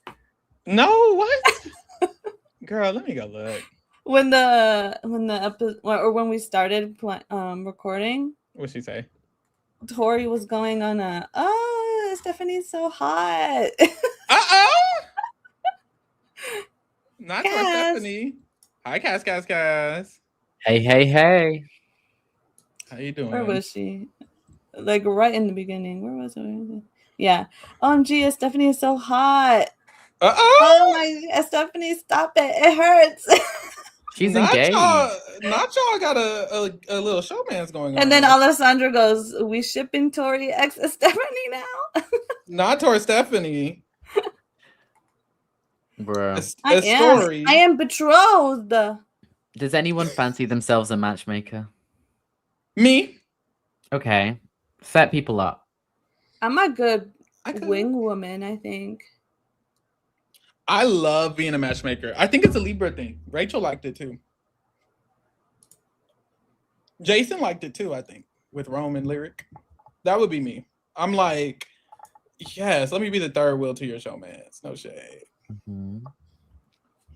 No shade. Chuck doesn't, I don't think Chuck fits with Chuck. Some people should not be in relationships. Chuck is one of those people. Some people should reinvent themselves. Chuck is one of those people. I think so too, but I think he should see a therapist. I think everyone should see a therapist. But him, like, you see one critically. I have one now. For a while, I was not having one. I haven't had one ever. Really? I probably should have had daddy issues. So yeah, get on that. What are we doing? Cass, you got one? Get on that too. Daddy issues? Yeah, get on that. Both of y'all gotta get on that. Stay tuned. It's good for everyone. It's healthy. I'm scared to be clocked. Ooh. They're not, honestly, my experience with therapists is that, like, I clock myself. They just listen to me clock myself, and then they're like giving me advice. That's also scary. How to deal with, like, you deal with your own clockings, because a lot of, like, if you're like an intelligent person, or you're understanding of like your own self, like you understand what's wrong. Like even to Stephanie, I have daddy issues. That's not probably, even a Stephanie. Well, like she just said it. Like the fact that she said she has daddy issues, it's like, okay, that's probably what they would have to figure out, but you kind of already know it. So now it's just like, how do you deal with that is like the next step. So it's like, they just talk to you about the best practices for dealing with that. And there you go. Show. Yeah. Yeah, like Asia says, they give you the tools to clock yourself. Very much so. Hey, chat. Hey. Were there people really shipping Chuck and Melody? Ew. No.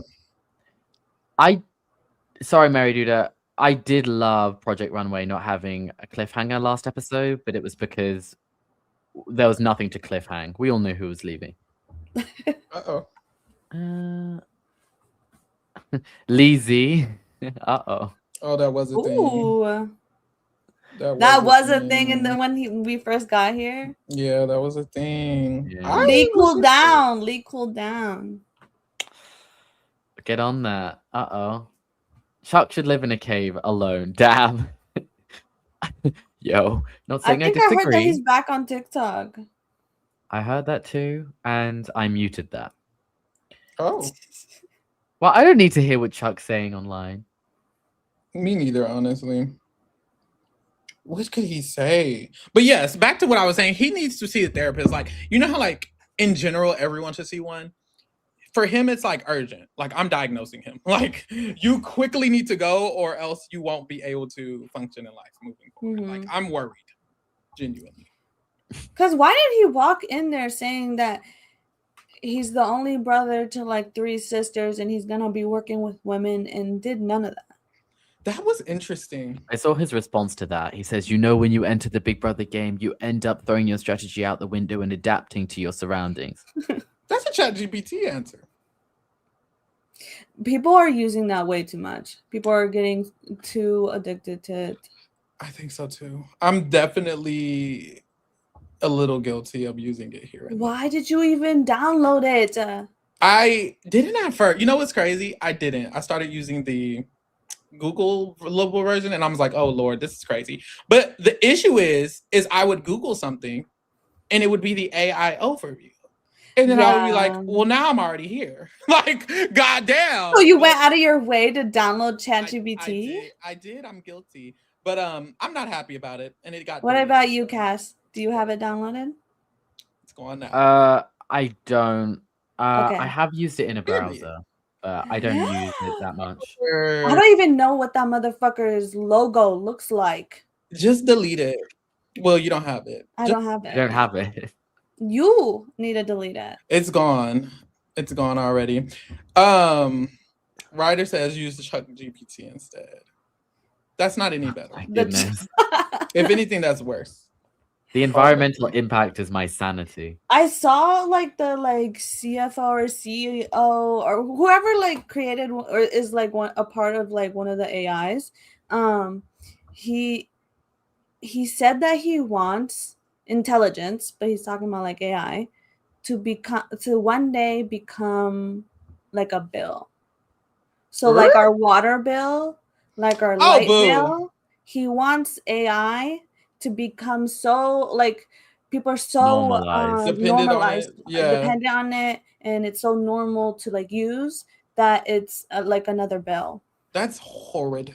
It's so overly everywhere. Like every single app thing, like honestly the internet in general. People in our show that we're watching are currently saying like, oh, this is something I would ask ChatGPT. Which is crazy.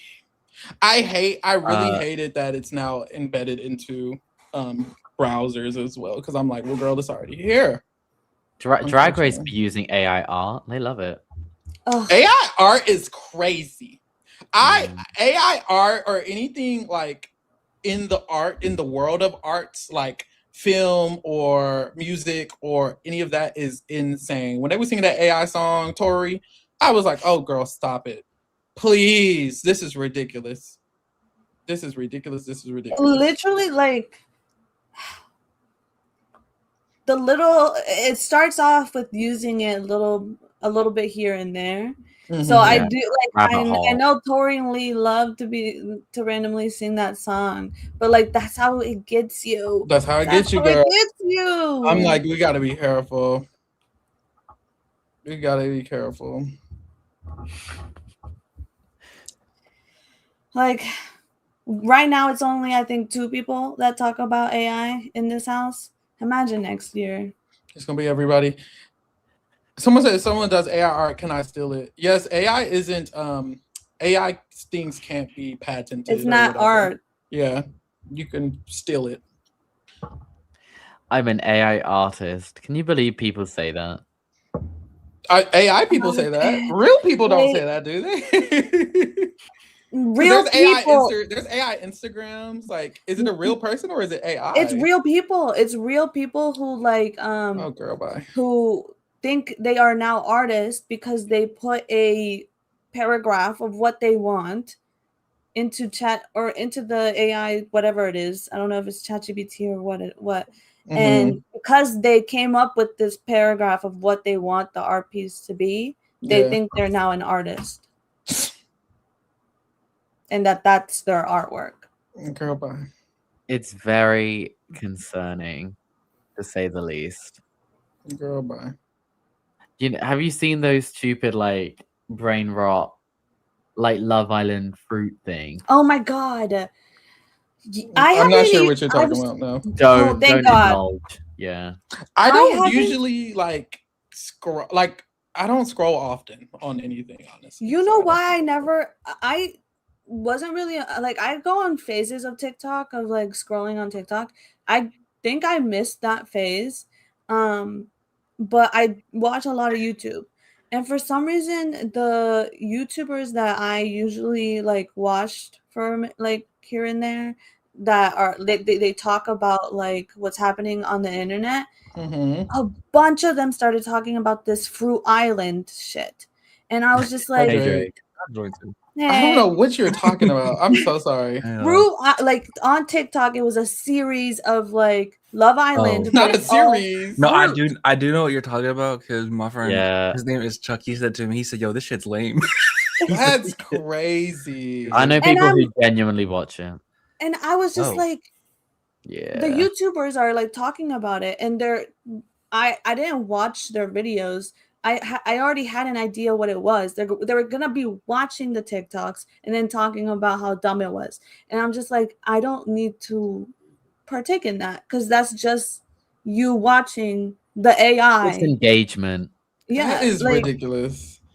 Child, Arwen done asked this question 4 times. Let me pull it up for you. Oh, sorry, Arwen. Arwen says, for BB All Stars 3, would y'all like this lineup?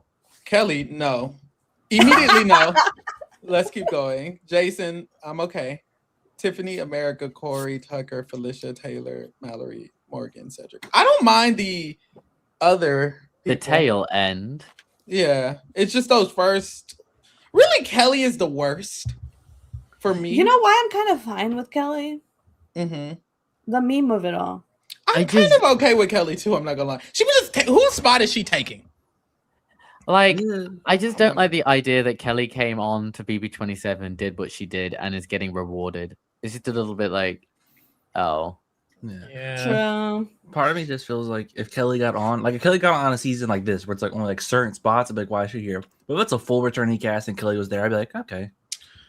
You know what? We can do better than that. Kelly's one of the house guests that is still hanging out with Riley. Is she? Yeah. Are people still hanging out with Riley?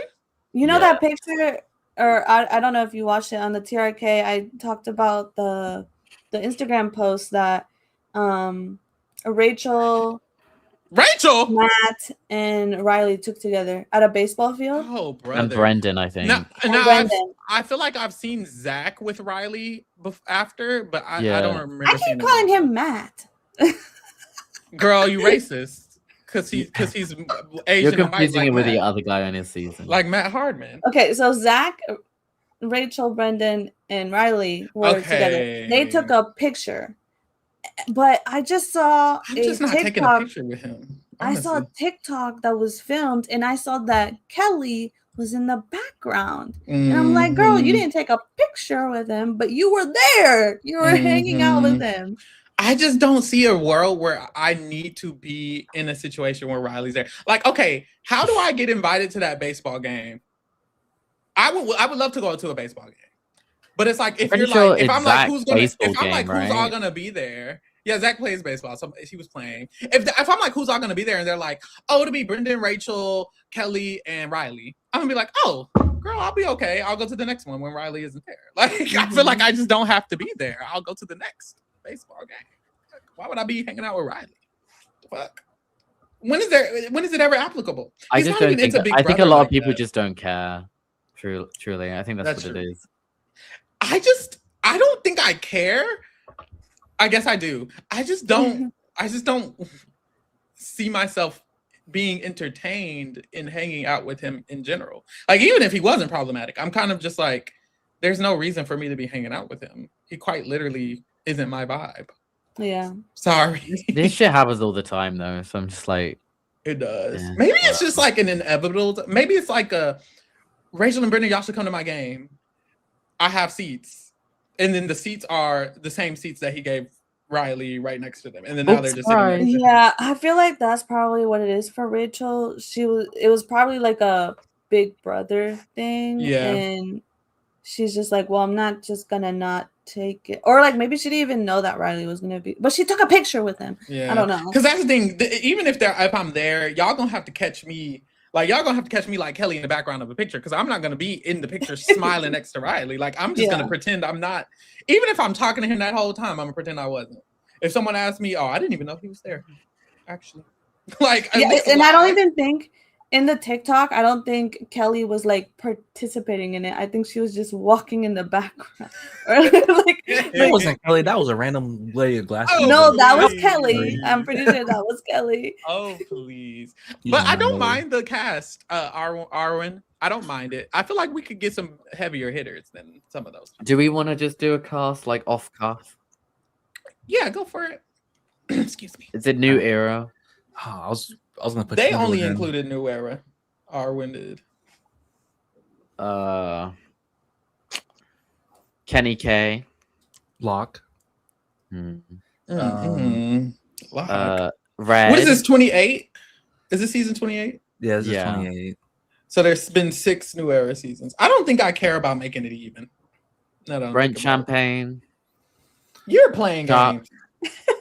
We haven't said Pooch yet. We gotta bring Pooch. I'll be back. Haley. Oh, she already has the ticket booked. Like she has the hotel stay. Has anyone this season earned All-Star status? Dare I say no? Mallerie, I guess Devin. The they would put Devins. Like if they did. Oh, does the icons count? I don't think they. No. I think out of all the icons, Devin's the only one production would want to bring back because he now has the Diamond Power of Vito, and I think it's Mallerie or Jason. I'm almost like Jason. I would accept. Honestly, I don't even know that I'd accept Mallerie. I feel like if next season has returnees on, like say it's like an 18 versus 4 captains, I can see Jason getting the Davon spot where it's like, you know, maybe Drew, like the pre-Drury last season. Yeah, probably Drew. The thing is, you say like not Mallerie, but I think I prefer Mallerie over many people in seasons past that people bring up as All-Stars candidates. So. Honestly, same. Actually, kind of same. Oh, she's such an icon. Who birthed her? Did you enjoy Josie and the Kelly edit that she sent? What? Did she find it? Let me look at it. She found it, yeah. I didn't see it. It's in the Royal Court chat. It's the Kelly edit that makes the rounds. Oh, it's in our group chat that I definitely check every day. Do we want to pull it up on stream for the chat? Let's pull it up on the stream. They've definitely seen it. Credit to whoever made the edit because it is kind of funny. Weird. Okay, I don't know where to find it. I'm sorry. It's in the Royal Court chat. Josiane sent the link. So I'm there. Just scroll up. You'll find it. I've scrolled. Are we sure it's the Royal Court chat, not just the Big Brother chat? So I see Ashley. I see Zay. She sent this to you personally. I'm certain she didn't send it in the Royal Court chat. So yeah, it's the Zay one. It's the Zay one. The one with the image of Zay where he's like plus size. Why is that it? That's it. Why is that it? I don't understand. Just pull it up. Pull it up. It's the one with Zay? Yeah, it's the one with Zay. Why is that it? Okay, hold on. It's the way it's formatted. Are we talking shit about somebody? No. What are we not talking shit about somebody? I'm just trying to make. Matter of fact, let me download it just not to vindictive. Be safe. Okay, let's pull it up. Is this it?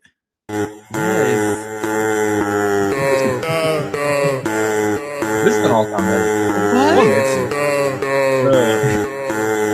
What?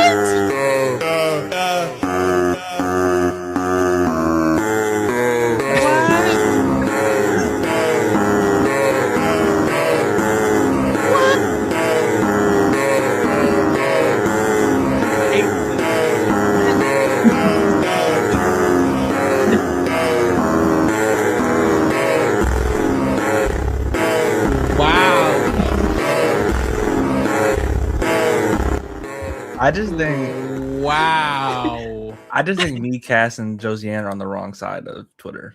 That is insane. insane. I've never seen anything like that in my life. It's the fact when she brought it up 10 times. When she brought it up yesterday, like me and Cass knew what edit she was talking about. We knew exactly what edit she was talking about. That is crazy. Moon says, when do y'all think the rest of the house targets FAP? When Barrett wins HOH and targets Drew. I don't think it's genuinely. Unironically, if D wins HOH, I think Thames and Angela will tell her, "Why are you doing that?" But like D will want to target Drew. But D's a fool. I think if Kamu goes this week, the Icon is gonna be Yash, Haley, Taylor versus Icon still. Like I think they're gonna be talking about it, but I think people are gonna be like, we can't take out FAP. Like I think the last week before jury, someone will think about it because it's like, did we really let all 4 of them in jury? Yeah, true. I think it's around like the last round before jury, maybe. I think they got like a week of safety. Unless one of them fucks it up somehow, which hey, I would not be shocked. I was live and I did the rest of the season simulation where I spun like I did a random number generator. I was like, that's who won HOH, that's who won veto type shit. And my final 2 ended up being Lala and Mallerie. Because Lala and Taylor trade HOHs for like 5 rounds after random number generator. Makes complete sense. And I was like, this is going to happen. Actually, this is so real. Yeah. It's like difficult to send home Barrett or Drew against an Icon. Yeah. And I don't see anyone targeting FAP specifically, at least for now. People might want Drew and Barrett out. People might use like Mallerie as a pawn, but like it's just hard to get them out. I actually think what's helping FAP, specifically Mallerie and Mallerie, is like I think Barrett is still associated with them. Now he's more associated with the Icons. Or I think Drew is still associated with them, but like people are looking at Barrett and the Icons like a bigger issue. I need to know what Drew's like. He needs to have another cam talk. I need him to have a cam talk. I need him to have his mind set up in that cam talk. Because the way I read his cam talk made me think he was talking out loud for the first time, and his mind was like actively changing throughout that whole conversation. Who knows? Do I want Barrett to have a cam talk because he does them, and I'm never satisfied. Well, so like I know in this game, I've been playing. Shout out Hamster Watch. Shout out BB. Like that's his cam talks. It's like I just want to know what his plan is. His long-term plan. I know everyone says it's D, but is it really just D? One in his cam talk, he goes, "My long-term plan is Rick Devins because obviously I beat him. What are we gonna do then? What are we gonna do then?" Just like okay, I don't know. Mallerie and Yash. Oh, Mallerie. I saw Mallerie and Yash talking a lot. I haven't seen Mallerie. Good for her. Oh, look, they're talking right now. That's probably what they're referring to. Yash did tell Mallerie that he wanted to talk to Mallerie later today.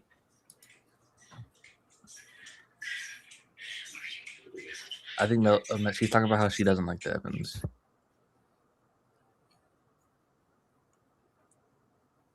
I mean, Yash has been talking a lot of strategy with Mallerie and Mallerie more now. As he should. I'm low-key. I like Gosh. I think because I don't expect I would be a comp threat. If anyone in the house told me they want like Yash or Kamu out next week, I'd be like, I get it. Even like despite the relationships, because he's actually just like that good at comps. I'm like, okay. Am I crazy for thinking that Mallerie and Mallerie wanting Kamu out for comps should also apply to Yash a little bit? Like, I feel like if the reason is they're gonna beat me at every comp, shouldn't that also apply to Yash? Or am I crazy? I mean, Mallerie has said she just doesn't like Kamu. Yeah, that's true. I also think you have to definitely split them up because they don't know it, but like they're basically they're final two. Like you can't let that. You can have a Jag and Matt situation. Right? Yeah, in a world of two comp competitors, they can do back-to-back HOHs. You can't do that with only one. That's true. Morgan and Vince won like almost every HOH in the jury phase. Yeah, Chelsea McKenzie, Jag Bowie Jane, like. And when is this Yash and Taylor? Hey, we'll take it. Hey, I'll take that over Yash and Barrett. I'm thinking Yash and Lala. Oh, not Yash and Barrett. If there's gonna be two comp threats at the end, I need them to hate each other. So Yash and Barrett wouldn't mind. Yash and Barrett would be perfectly fine. Yeah, go after each other. Yeah. Yeah. Barrett being a comp threat, like it makes sense because he's doing good in comps, but also I just can't see him winning every comp. Does that make like he's like one of those people like how like Steve wins every comp? You're like, how does Steve win every comp? Like I kind of feel that about Barrett. I'm like, I Barrett just gives can't me imagine. he'd love to throw. He wants to throw at every opportunity he can. I threw the final 3 HOH because I knew I couldn't make that decision. I knew they would both take. Like, okay, then.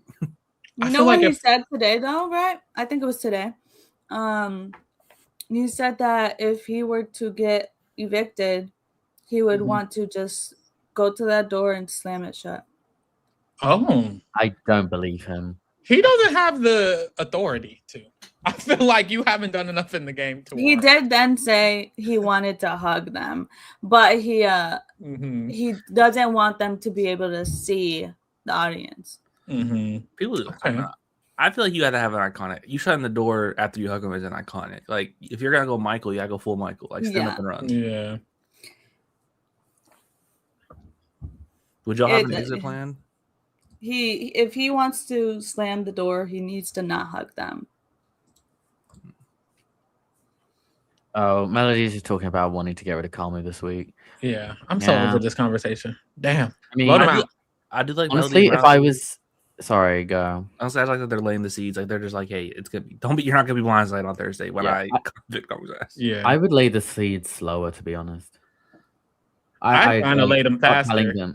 I'd probably be like, okay, stop asking me. I'm voting them out. Please stop asking. I don't, because the sooner you do that, the quicker Kamu can find another angle, and he might. That's true. Try to pick something with Devons and D, and that's terrible. I feel like that just wouldn't work. Oh, I think not with Devons, with D maybe. Honestly, dare I say it should maybe work with Devons. I'm still not confident that he should be taking out Kamu. When was the last time someone social positioning like ended so fast in the game? Like D is like no one like fucks with her out of the crossovers now. And she was Jared this fast. I feel like he went from love to hate it real fast. Who? In the house? Jared. I wanted to say in the house. Oh, Jared. Jared was like a gradual thing, I feel like. Yeah, maybe it was gradual. Let's see. This was pretty fast. Not gonna lie. It was like 1 week. But it's almost as if was it warranted? Yes. Yes. Okay. Are we sure? Yes. Explain. D did this to herself by just being messy. There are just so many unforced errors, really.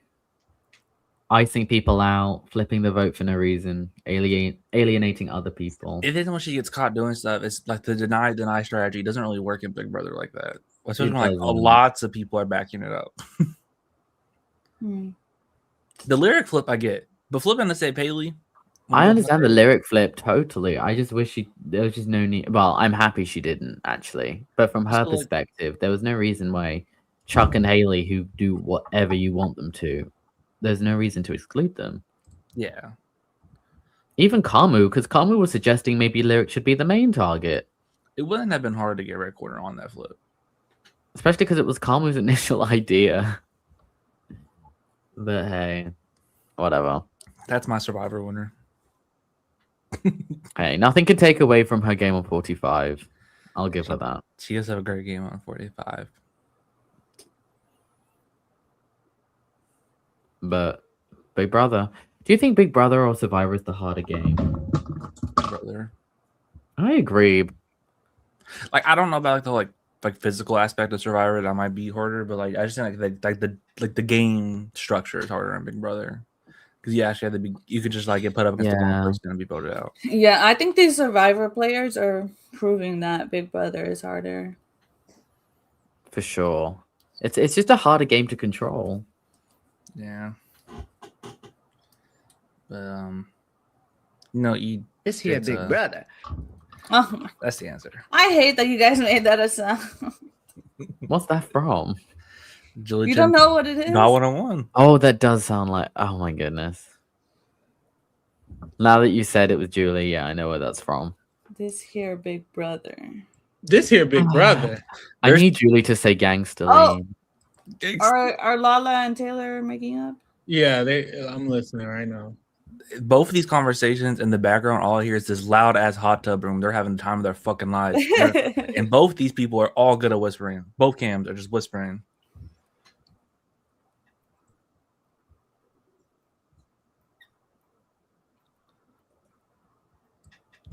Yash is pushing for Kamu to stay. Mm-hmm. The Melody Yash combo is the same one they've been having. The ship is soiled. Lala picked up the mic and said things change, and then put it down. What's this Taylor Haley ship that's going on in the chat? I think it's one person. It's in our Discord too. They're really chat. Explain the relationship, because I know it's all in tongue in cheek. It's because of this morning, isn't it? What did they do? There's someone was talking about it yesterday. Enemies to lovers type thing. They're like talking now. They got a good relationship, I guess. Oh dear. Well, watch out, Taylor. Have we had an enemies to lovers showmance in Big Brother? Melody and Drew. Melody and Drew was kind of that. They hate each other for one day. It was in the edit. She called him like a loser or something. I don't know. Melody funny as fuck because when she was into the battle, she's like, and Drew is my number one. It's like, why is he not? You're also like my number one, but like Drew was my number one. What about Monty and Taylor? Or do I want to bring that up? Why are we bringing that up? Did Taylor even know that Monty wasn't really like fucking with her in the beginning? I'd assume she thought everyone wasn't. I don't know. Oh, I didn't watch that season live, so I don't know. I did, and I still don't know. They really are loud. Oh my god. Yeah, they having a hoot. It must be one of Mallory's buses. Oh, we're not seeing it. I'm about to get mad. Oh, you want to see it? I care more about that than Game Talk. No, stop.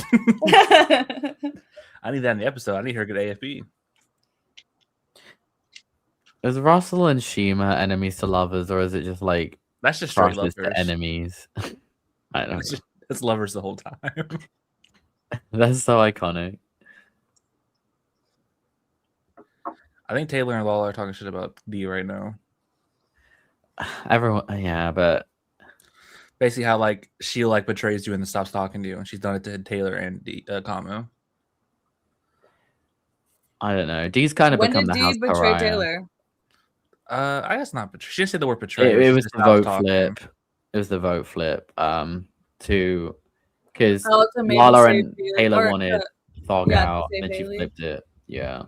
She does blame a lot of stuff on Taylor. Damn, Lala, why you? Taylor. Lala, put your mic on because you whispering and I really can't hear you.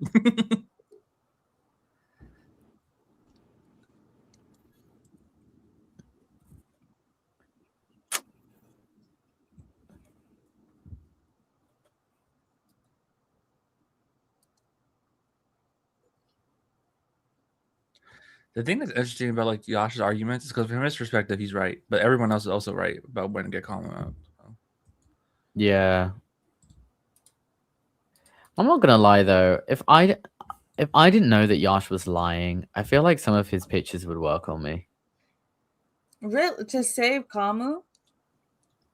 No, that he would be loyal to me. Like when he was pitching to Mallerie. To save Kamu, which no one was buying. He was saying like, "Oh, if I'm riding with you to the end, even if Kamu's still here." And I don't know, it sounded pretty convincing, even though we know he's lying. But no, I think it worked on her because she was like, "Damn, we get rid of Kamu, Yash is gonna work with us." Yash is. I still think Yash is the best liar in the house. I don't know what it is. I think so he might, yeah, him. I don't know how much competition you would have for that. I don't know. Who's a good liar? Because like I want to say Drew's a good liar, but he's a good like social chameleon. He's an okay liar. Is Melody a good liar? I don't think she lies often enough. D was a good liar, but now that people know she's been lying, she doesn't get away with it. Ever a good liar? I always was against that. I was always against they would believe. He just skirts around the issue. Yeah, Kamu's a good liar, I think. Until you tell him to put on the Bible, he goes, "Well, I don't." Yeah, he had a big shell. That could have him reading the Bible is so. They're definitely on a bus or on a train or something, and we're missing out on the train. We're missing out on the peak feeds of the Mallerie train. This type of shit I do. I think Kamu could stay. You know how like if you're nominated, you need to get the HOH to. I feel like if you're nominated, you need to get the HOH to like want you to stay low key. I feel like he has to do the same thing, but with Evans because he's the one who put you up. I think there's a world where if it was Kamu and Haley on the block, Mallerie and Melody might just say fuck it, vote out Haley. I don't think they could get talked into voting out Angela. Mm-hmm. Well, to me, it's just this is all just pointless because it's like last week because Angela could win the blockbuster, but I just think it's incredibly unlikely. So whichever one of Thog or Kamu lose, go home. Well, she wins that rope comp, and you have to eat your fucking words for the rest of your life. Hey, I've been wrong many a time about comp winners, to be fair. But to be honest, I don't really care about the outcome this week. Any three of them can leave. Same, honestly. You know what I kind of want to see, though? I kind of do want to see Angela win the blockbuster. Mm-hmm. It's just the gag of it all. Yeah, the gag. Like, I think everyone would be like, "What?" Even the audience would be like, "Oh my god, Angela!" That would be gaggy. Maybe for her, because she's never won a blockbuster before. And it was her birthday week. That's like a birthday present. They rig it for her. But if you rig it for Angela, though, are you really like you're like rigging it for everyone somehow? And that's what the people want. What comp would Angela be best suited for? Like a call out Matt Hardman challenge? Yeah, I don't. What could you make easier for her, but not easier for anyone else? I don't know. The challenges she's won. Scrapbooking. She won on. The challenges she won on 26 have all been done this season. So maybe she'll win a new one. Hey, what if it's the rope blockbuster and Angela wins? What if? Like Kamu and Haley just suck that bad, and like it's like not even like it's like no. Angela's like a ninja. She's just like. Oh yeah. I always remember on 26, Quinn and Joseph got into a debate on who would win that, and Joseph was like, "I would fucking smoke you in that. Like that's my challenge." And then that's the blockbuster. He goes home and he fucking sucked. And I was like, dude, I need that type of confidence. I think Blockbuster would actually like be so terrifying because like it's really like my game. Like I don't know, it's live TV of it all. Like, I truly think you need to have like Thog's mindset for Blockbuster. Like the more paranoid you are about going home, the harder it is. Yeah, to pull it out. Just be delusional. Not so delusional like Chuck, where you try, but Taylor did just say that that Lala went up to Lyric like right before the blockbuster and like basically psyched her out because like basically telling her that like she doesn't have the votes or something, and like Lyric was just like, am I getting evicted right before she went to the blockbuster. Lala, if she did that, that's kind of nasty. But like Lala wasn't even trying. Like she wasn't trying to psych her out. I don't think. Hey, Lala gonna Lala. Yeah. I heard you were throwing everyone under the bus, is what. Because Taylor went up to Lala and was telling her that Lyric was throwing her allies under the bus. So Lala went up to Lyric and was just like, "Are you throwing us under the bus?" Mm-hmm.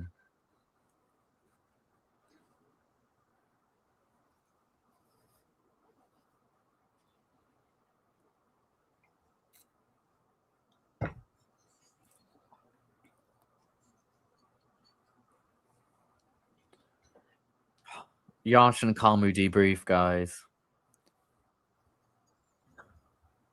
He went from talking to Mallerie to talking to Kamu.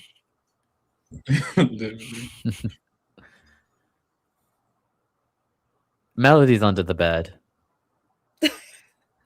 She joined the train.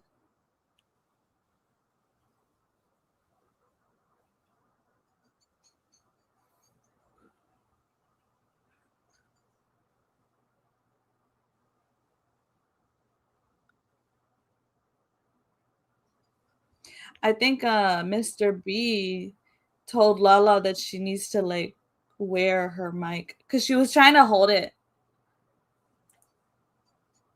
but now she's not holding it. So I think they told her, "Girl, put it on."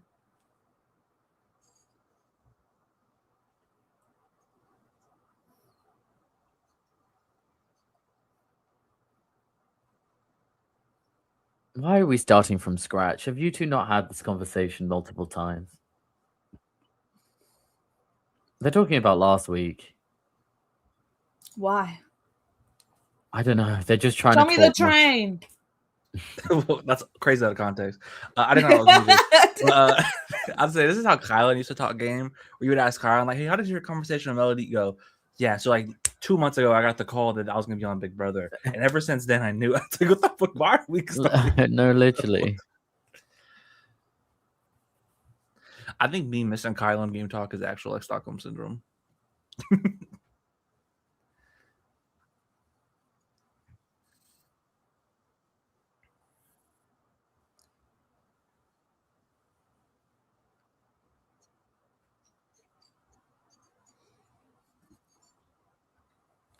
Or Melody and Mallerie.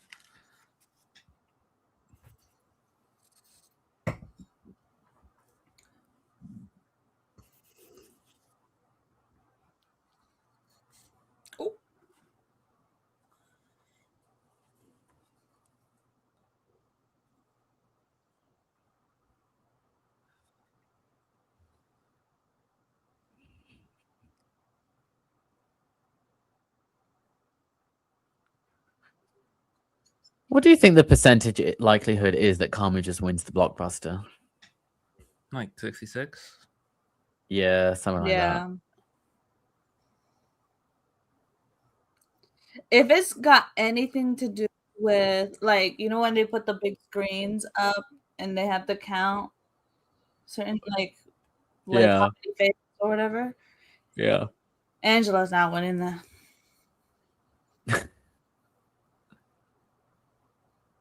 I don't know if Kamu's winning that. I do think Thog is a worthy adversary. Yeah.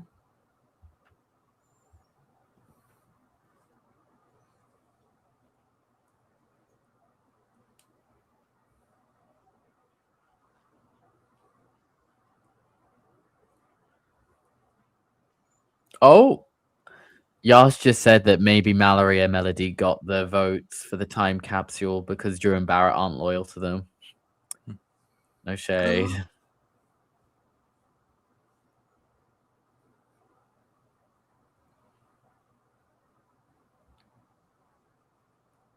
They're clocking Drew and Barrett a bit, but not even a bit, like they are.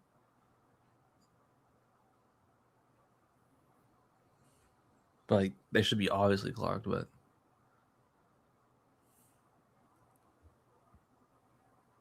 Yeah.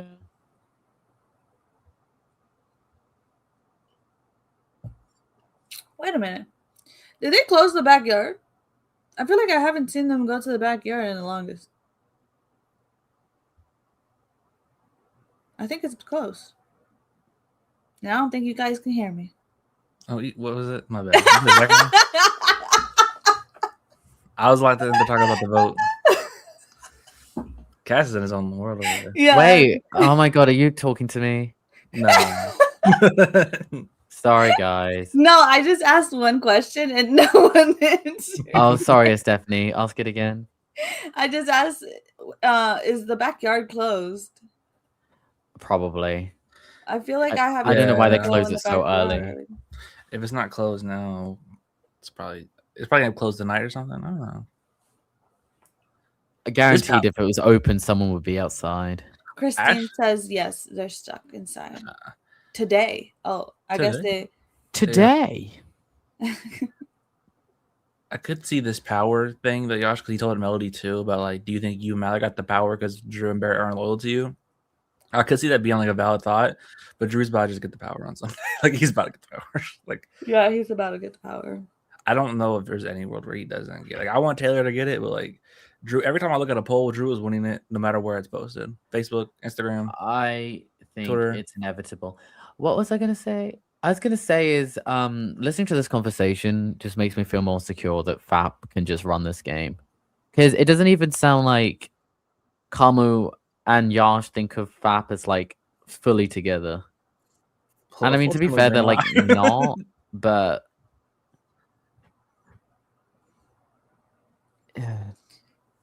yes, Aaron, I am. I don't see I don't see a reason to hate on him. He isn't doing much in the game, I guess. So I get why everyone's calling him like a chair and what?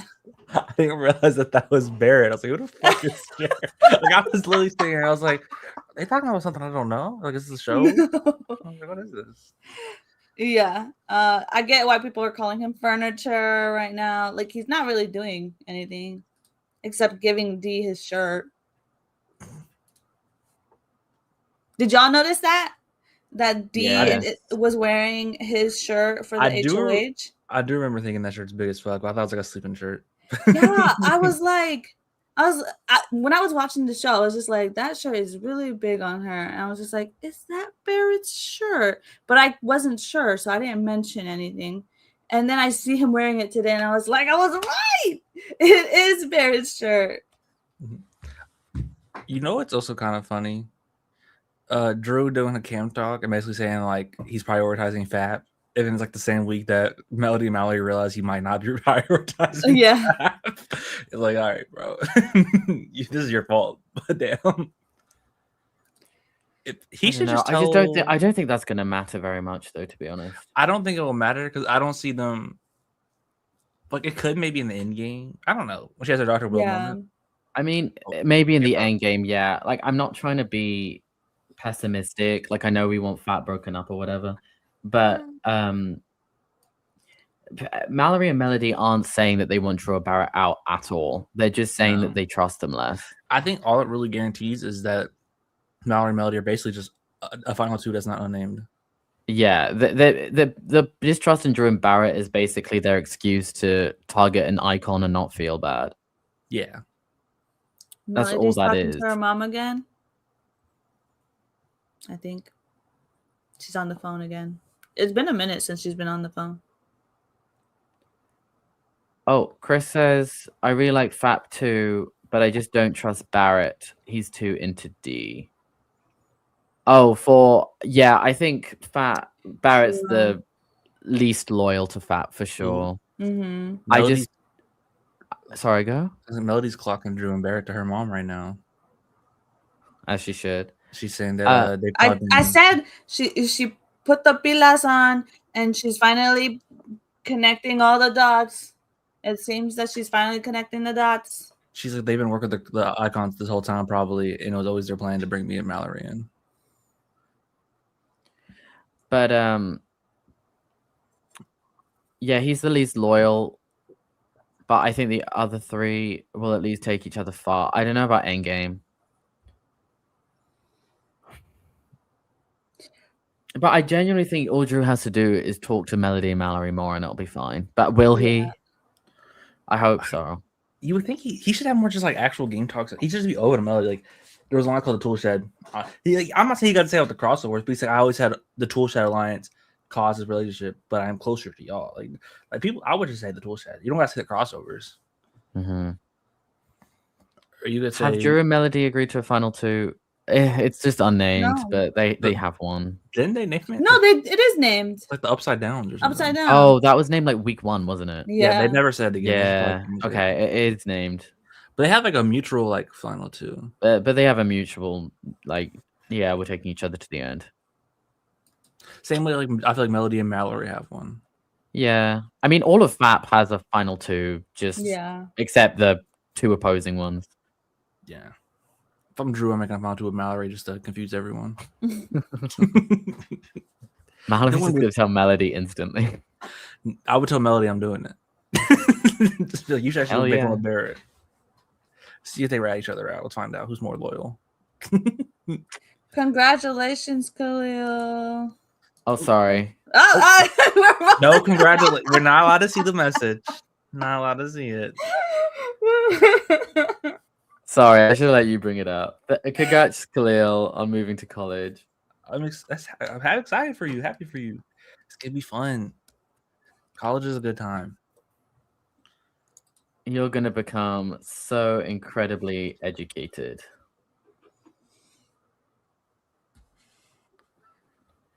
Arwen, stop putting that into existence. Yeah. Honestly, it might just be Angela again. I can totally see that. And that's why she didn't like when they started talking about it. She's so annoying. That's not what Taylor meant at all.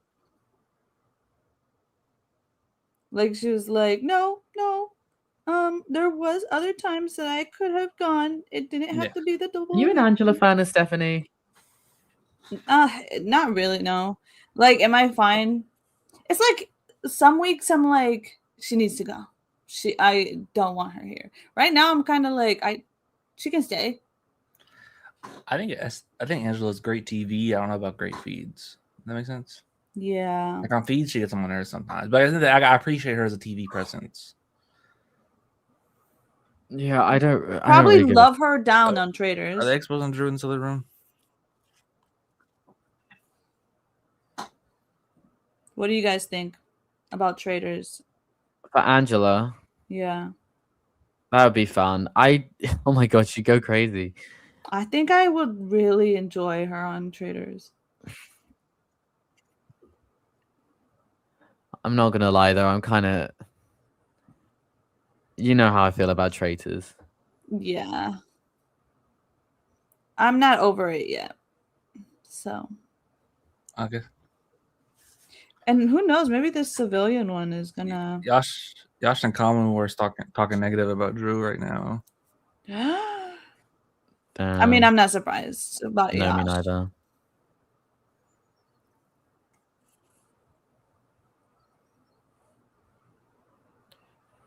Which, I kind of agree with Pharaoh. Drew, why are you spending so much time with D? Yeah. Where did Pharaoh go? I don't know. He didn't even say anything.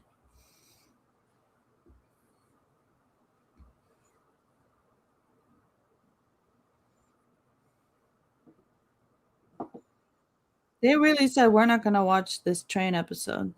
These other talks are more important, I'd say.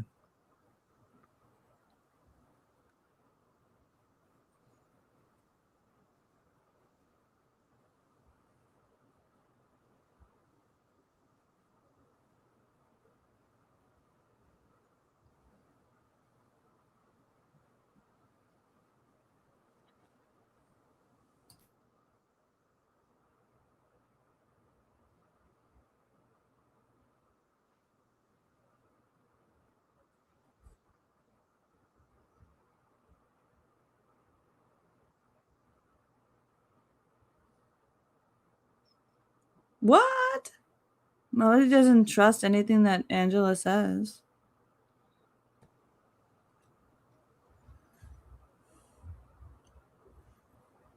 What? They say they want to talk to Drew now. About what? I think they're no one call like, him out. You think what, Drake? I think they're pretty set like how they don't trust Drew, they don't trust Barrett at all, and they have like a ton of reasons to be sus of Drew, and they're like, we're basically just gonna like give Drew a last chance, and if he doesn't fulfill, he's dead. For Kamu, that last chance is you would go home. So I don't know. Yeah.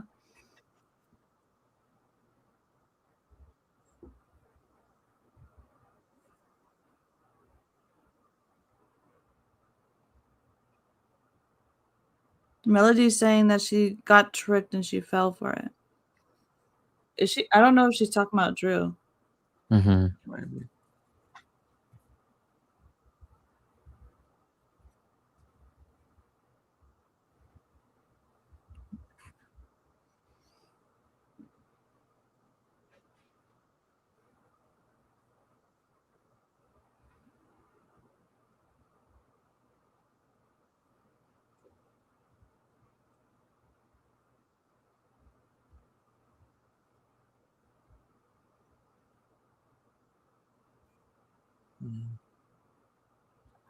I think Drew has to tell her about crossovers at this point because she's really stressed about this. If he truly is loyal to her more than crossovers, he has to say this because like there's no way this doesn't blow up in his face. Yeah, I agree. Oh, Drew. It's like I don't know, man. You only be in the middle before it comes back to bite you. Like the crossovers don't deserve your loyalty. They don't.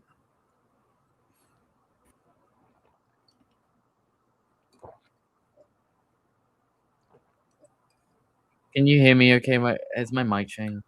No, you're good. I'm good. Okay, it disconnected for a second. It's just like Drew.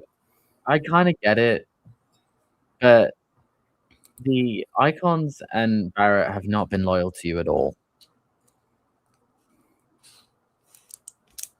But sure. I just think keeping Kamu is not smart.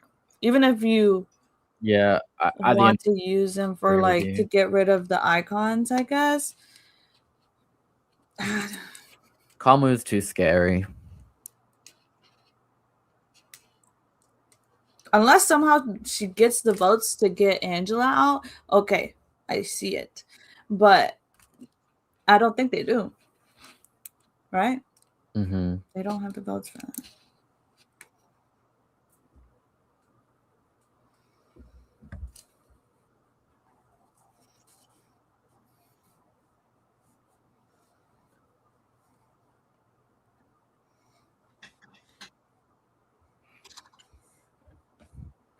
What if Mallerie just wins the season?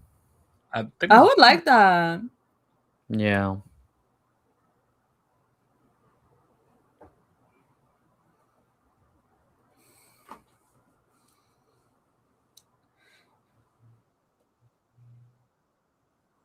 I know Mallerie has her stands. I'm not a Mallerie stan, but I'm slowly like being like okay with her like winning the game. They're clocking Drew right because they were like, how did they know to put you up? Drew was in the room when we were talking about the. I mean, to be fair, Yash and Kamu, if they're gonna have this stupid conversation with Drew, they just need to throw D under the bus. Just be like, D was the main one wanting you to go home week 4. And if Drew doesn't do anything, which I don't think he will, then no, because I just think Drew's perspective is he wants the comp beast out, and then he hopes he can beast. Which I don't know if that's what happened, but I think that's his perspective. Yeah, so it won't work.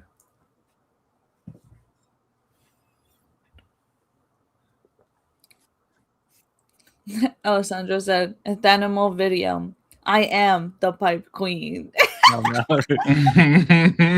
So we mean.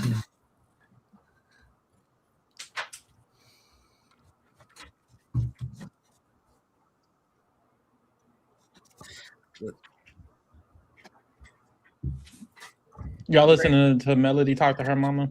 Yeah, I'm going back and forth. I think she's just like, yeah. Where'd you go? I was actually here this whole time. I was just trying to listen to these people because everybody's talking. Melody's basically trying to go over what happens if she saves Kamu. I don't think. Is she really thinking about it? Yeah, she's thinking about it. Because she thinks Drew and Barrett are actually with the icons. Yeah. I get it, but I just don't think. I think even if they're with the icons, I still think Kamu going is good for her. Yeah, me too. Even actually, yeah. But also, the thing is, both these camps are like on exposed Drew and Barrett parties, but I still think the icons have to be dealt with first. It depends. Kamu do not give a shit about Melody. It depends how much they're with the icons. I think she's worried they're in a final five that is never going to break. And in that world, she's like, if we evict Kamu, it's 5 of them and only 3 of the other side. And then me and Mallerie. And I don't think she's comfortable with that. So that's why she's getting concerned. She thinks it's a strong 5 alliance that won't break. Which, I mean, shit, almost. Yeah, I think she's fine. But I think she's fine too. I still get it. I just don't. Drew, get out of. Stop talking to D. Yeah.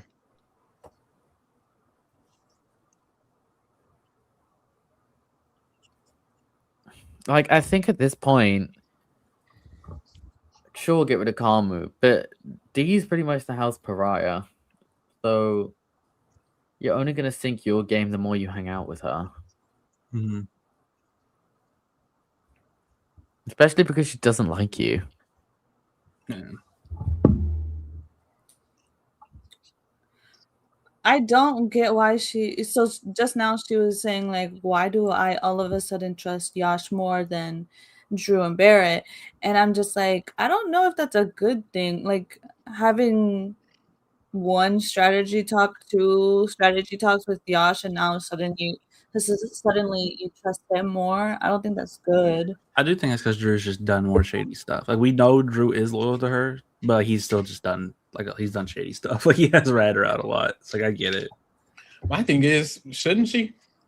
Like a part of me is like, shouldn't she trust Yash more than them? They're kind of not trustworthy. Yeah. I don't. Like, I mean, they literally went to them and told them what Mallerie and Melody. This was like this week. Didn't they go to them this week and tell them what Mallerie and Melody said they would do with their nominations? Like, they're so slimy to them. Yeah. Unfortunately. Like Drew, like Barrett still is slimy. Drew always walks into a room when they're talking about him. But like Drew didn't like stop ratting them out until like this week. And he still does it a bit every once in a while. Barrett like says everything they say at this point. They don't be talking to them enough to get what they say. I kind of see how this conversation goes though.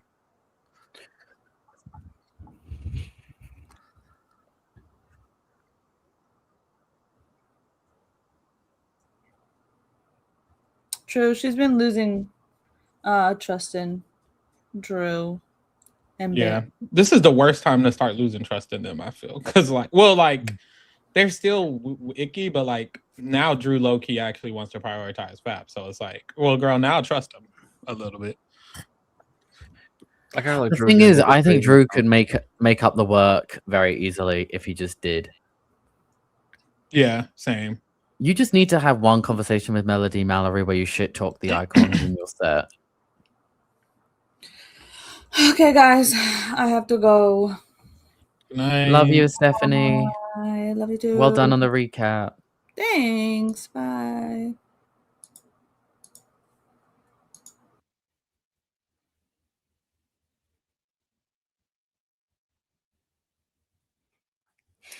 Are you keeping me, Drew?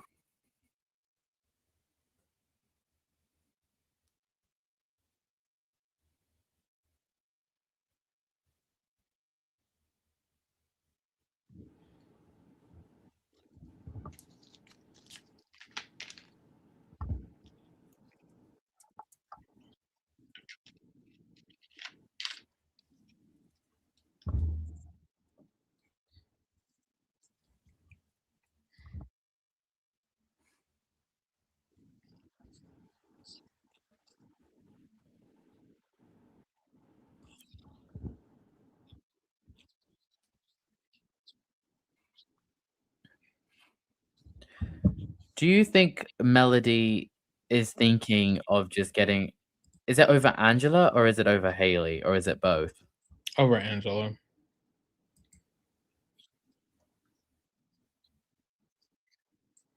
I get it. I get coming to the revelation that there might be a 5-person alliance and feeling like you need to counter it as best as possible. It's just why did Angela say that? I think literally, I think even with this 5-person alliance, working with Yash, Haley, Taylor, Lala is better. Oh, that's another issue. She thinks Haley would work with Angela if Kamu's gone. So she thinks Haley would be a number for the crossovers if Kamu leaves. So when she's doing her numbers, she's like, if we vote out Kamu, now they have Angela, Devins, D, Haley, Drew, and Barrett. And then it's just Taylor, Lala, and Yash. And I guess that's because Haley hates Lala and likes Angela. So I guess she thinks without Kamu, Haley's on that side. She just isn't. She's just misinformed, I think. Yeah. What was I gonna say? Oh, I feel like Drew's about to tank his relationship with these people in this combo. I have like no hope in him. Like, I have, like, no... You remember when we were on the live when he was having that conversation in the hammock and we were like, his game's over? I feel like the exact same thing's about to happen. Oh, like, it's like he's lucky he has like buffers in front of him now. He said, you know, Drew, like, we need you to pull through this week. He said with HOH, he said no with the vote. He said, oh.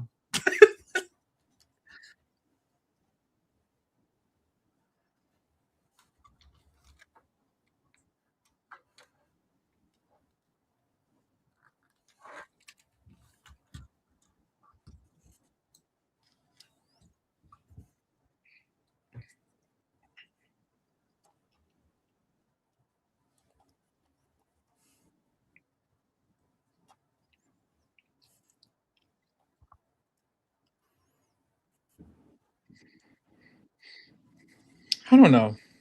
I see Melody's dilemma. Mm-hmm. They should call the episode that. Tomorrow's day 44, ain't it?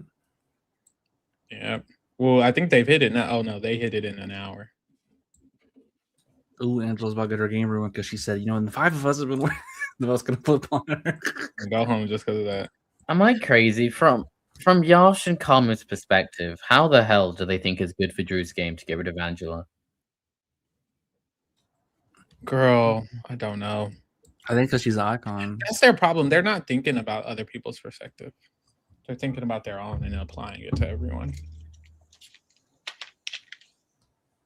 I think part of it is like Yash is like us bros, like not like he's like we're the 3 like broy comp guys. You know, Dre hasn't really won much, but they're like physically built guys. Because like, we'll obviously be targeted when Kamu was gone. You just had a conversation about how you don't trust him.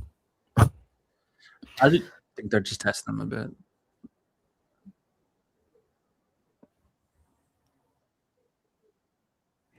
Melody still needs to vote out Kamu. I think the biggest issue is you don't have a relationship with Haley at all. So you just immediately think she's going to be against you and everyone else. And it's like, girl, repair something for once in your life. Because I feel like if you had a relationship with Haley, you could just vote out Kamu and feel okay with it. What has Dee and Devon's done in regards to the vote? Like, have they gone around campaigning? They made the mosh pit. They made the mosh pit. That's really all it is. I think they're just telling Drew and Barrett to do it. But Barrett isn't doing it either. He's just sitting there with D all day. So it's all Drew. It's all Drew. It's all Drew. That's why he gets the blame for everything. And that's why that is why he's getting the blame for it all. Because at this point, from pretty much everyone's perspective, the icons and Barrett are a 4. And is Drew really with them, or is he really with Buzz? Because he talks to everyone. Because even when like Mallerie and Melody were like talking about how they don't trust Barrett and Drew, it was like we definitely don't trust Barrett. Drew, we probably can't trust. It's like everyone just has like their hopes that they can trust Drew. Which Barrett sucks. Now that Stephanie's gone, I can say that. Just kidding. Do you think if Thursday morning Melody and Mallerie pulled Drew aside, we're going on Angela no matter what, we have the numbers jump on? Do you think they just give in? No, I think initially he says, wait, but no, because we have the mosh pit, right? But the mosh pit. And they're like, no. And he's going to be like, wait, but yeah. It's just gonna be like, and then he's gonna say, "We don't have the numbers though. We don't really have the numbers." I don't even think Taylor and Lala are doing it at this point.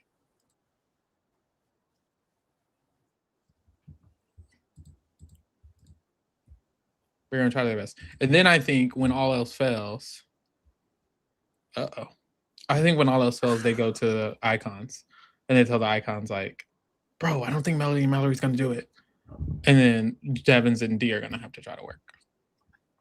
oh God forbid. And then D's gonna be like, "Let me use my power and give them 5K to vote with us." To be fair, I would take that bribe if I was Melody. I would take the bride to someone else to flip.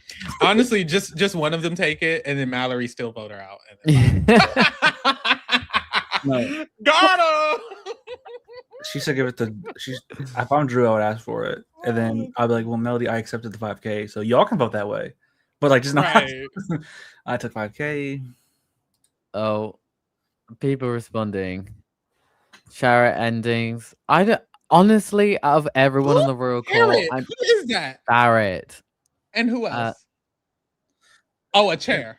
Yeah. Did you just get that, Pharaoh? Someone said that, and I was like, "Who's Cherry? Is that a different show we're talking about?" I thought it was a showman's. I thought it was someone's name and Barrett. I was like, "Oh, who are they shipping him with?" I'm actually like one of the royal court members that is the highest on Barrett. Not the most, but I skew higher. Are we deep enough into the game to be allowed to call him a chair yet? Like, has he been? I feel like what's the criteria of how long they have to be inactive to call them a chair? I feel like we have time, don't we? It's only week 6.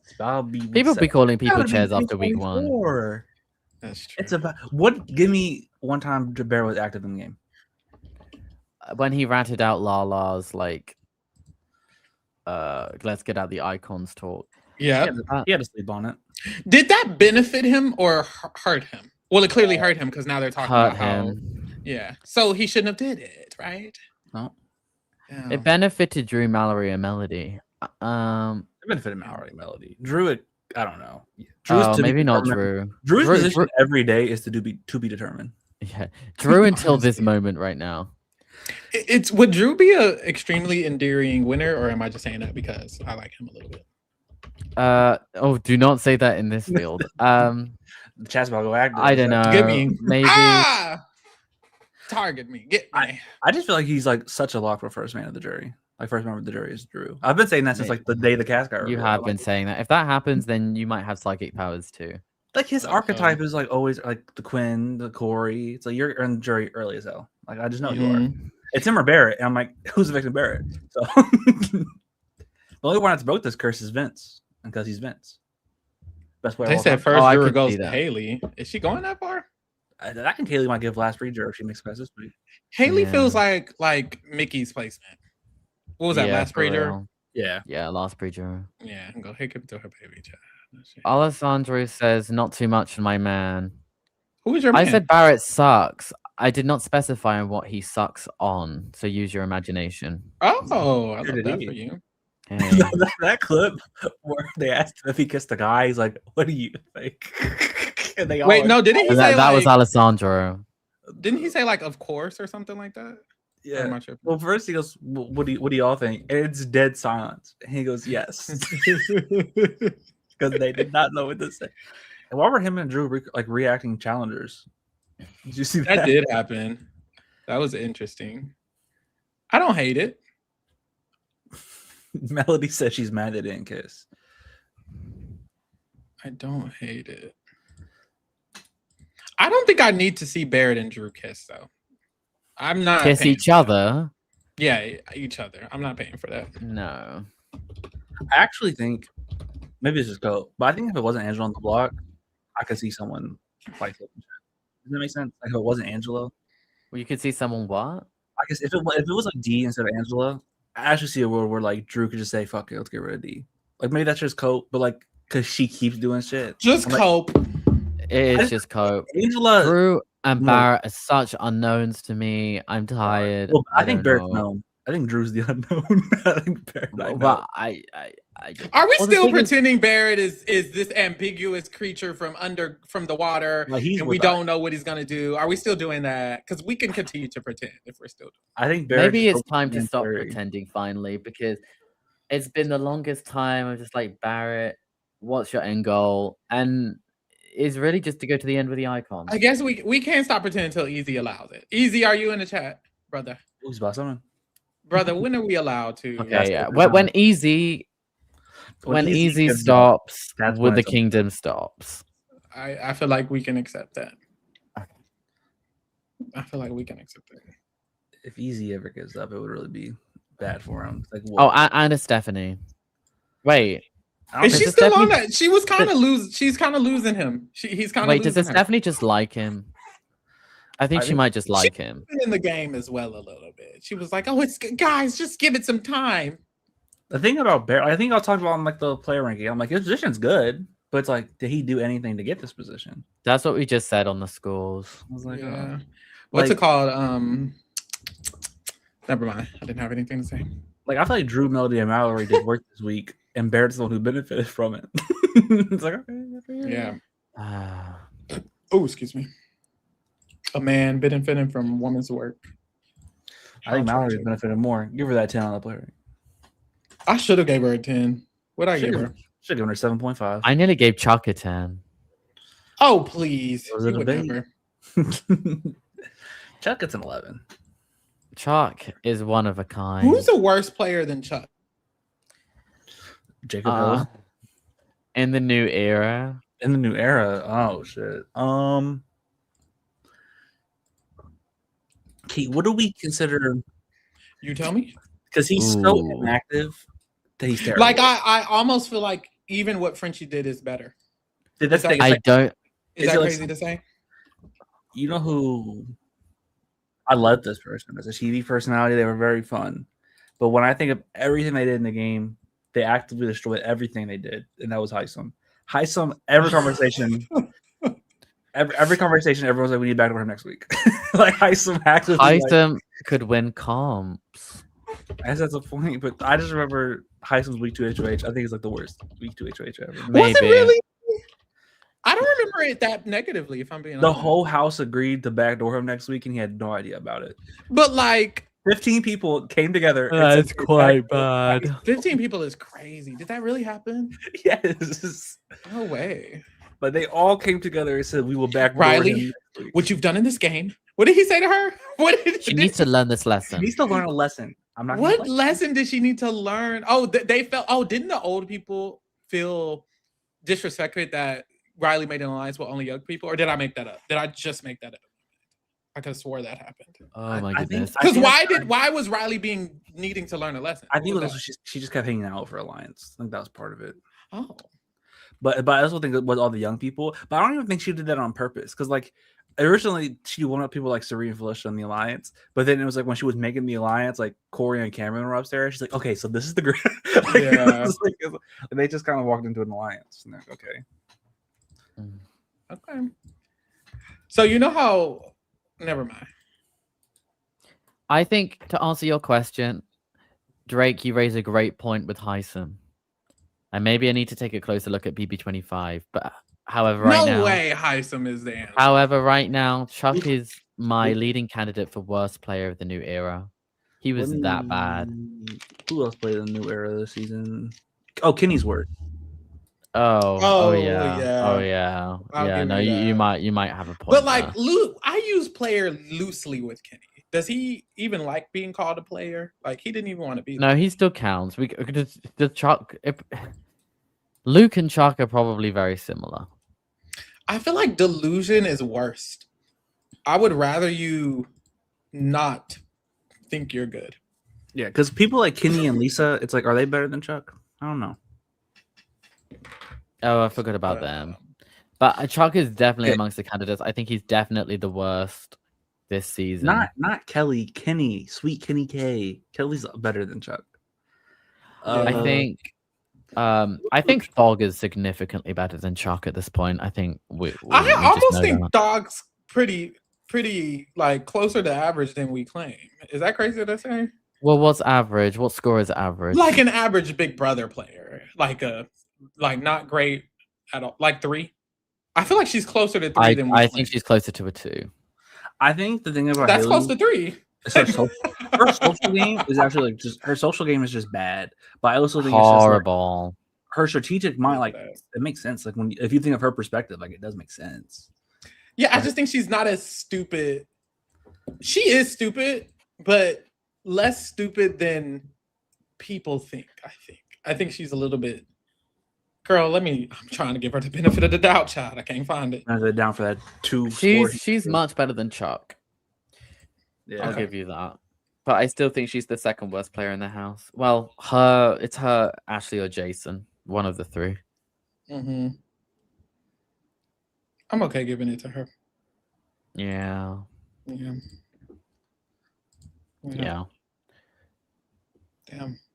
Just like that. At least Jason was likable and had good reads. And Ashley ate a burger. I don't know about Ashley. Ashley's just a question mark to me. Like what was that? Literally, what was that? Like, that's the best you could say to her. Start telling people you have the votes. Don't be specific. Okay, be very specific. Don't be specific and tell people you have. Just say you have the votes of people. Dare I say, D been on some tomfoolery bullshit since the beginning? Because that was a dumbass plan, in my opinion. It was stupid. You could. I never loved that plan. I was never a fan of that plan. No, but Thog came over and said like the same plan, but just do it sloppier. That made me laugh, and that made the episode. So what you're gonna do is threaten everyone, list out all the names. And Ashley was like, okay. Ashley will win and I'm not even gonna lie, I'm clearly crazy as fuck. I didn't even mind Ashley listing out all the names. I thought the worst part was telling Melody, and we should work with all 11 of them people. We should work with them. I was like, girl, you could have just kept it at the names, but either way, it was stupid. She really could have been like, this is all the names, they're working together. We'll turn on them next week, but like, I got the votes. Yeah, I just think turning on them would have been much better. But either way, she would have got fucked up. But Taylor would have left us. So thank you, Ashley. Mm-hmm. What an atrocious week 1 nomination set for entertainment perspective. It was Yash, Taylor, Ashley, and Mallerie. D, be better. Yeah. D kind of put up some boss ass players though. Now that we're at this point. Yeah, she did. She was on some heavy hitter stuff. The preseason, I was like, yeah, D's obviously going to be working with like the melodies, the Taylors, the lyrics, and then she's gonna be going after. Wrong answer for her. I thought her lyric would be Ride or Dies. I really thought. Really? I never saw that because I always thought he would like gravitate towards like the other young girl now. She's too meek. Honestly, it makes sense that she was working with Haley for as long as she was. The thing is with Lyric, I don't even think she is meek. I think she just pretends to be. And your point still stands. You're right. But I don't think D would spend enough time with Lyric to understand that. Yeah, because I will say they almost gravitated towards each other. It was almost there. They kind of did. Yeah. Every time I unmute this conversation, Yash and Kamu are so like animated and like talking with their whole heart, and Drew's like, "Yeah, no, that's crazy." Like that they were actually like doing that. I think what would annoy me about Drew is that I wouldn't understand how he genuinely talks game, because like when he talks game in this like non-committal way, it's like so lackadaisical that I can't decipher, are you actually talking game or are you like pretending to talk game with me? I feel like everyone else, you can tell when they're pretending or being honest, except D. D is good at blending the two. D is good at like seeming like she's being genuine in her game talk. But I feel like most people, it's like, you can tell when they're bullshitting. Devins will just, yeah. He says, let's put a pin in that. He doesn't say shit. And it's like, okay, you're not actually talking game. Barrett literally won't speak. So that's easy. Wait, did you say Drew? I said Drew. I said Drew's too much like goofy. He's too goofy in his game talks that I wouldn't be able to decipher. Yeah, the thing is though, he's like that with everyone. So like, I can never tell when he's being real or not. I always assume if it's not a crossover or Melody, he's not being real. And Melody, that's like, probably the sketchy That's where the sketchiness comes from, probably. Didn't Quinn used to get sketched out by Quinn about that too? Because they'd be in the middle of the cam talk. They'd be in the middle of game talk, and you go, "Hey, camera!" And he would do some shit like that. And that would annoy me so much. Love you, Quinn. So he kind of looks like a cartoon right now. Drew. It looks like he has like pink blush marks on his face right here. Like, I wouldn't be surprised if he puts on blush. Blush? Oh, I never thought of that. He would though. I saw someone on Twitter say Drew has resting bitch face. He really does. He kind of does. He does. I should buy some Melody. Oh no, that's a mascara. I should buy some eyeliner and start wearing eyeliner. I feel like that's cool. Pharaoh, do you think Blue Kim could be the last school for All Stars 3? No, but I do think Blue Kim's a better player than I feel like average people think. Not that she's great, but I think people remember her as, well, there has to be a target eventually. But it's like, she was actually kind of smart. I randomly had to get a clip from BB25 because I was looking for America and Corey. And it was the week where Blue got nommed by Jag and Matt, and she was the target. And what she did was she exposed what America said about Jag and Matt, so that way she wouldn't be the target anymore. And I was like, this is pretty smart. And it worked. And then America Corey got back. It didn't work until she won veto. Let me stop. It didn't work until she won veto. I mean, that's true. But I mean, still, it worked. I do think she's better. I think she's a better player than like people probably think. I just think she got she had like vendettas where like she was very set on America and Corey, and there was a certain point where she needed to work with America and Corey. Gun to your head, overall rating for Blue. 5. Whoa. 4. Yeah, I think 4.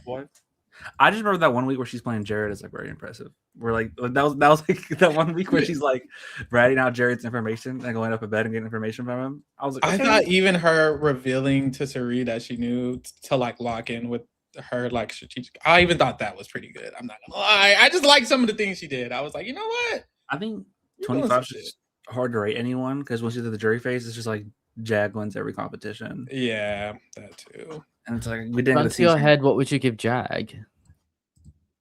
6. I was thinking. Yeah, it's a 6 for me.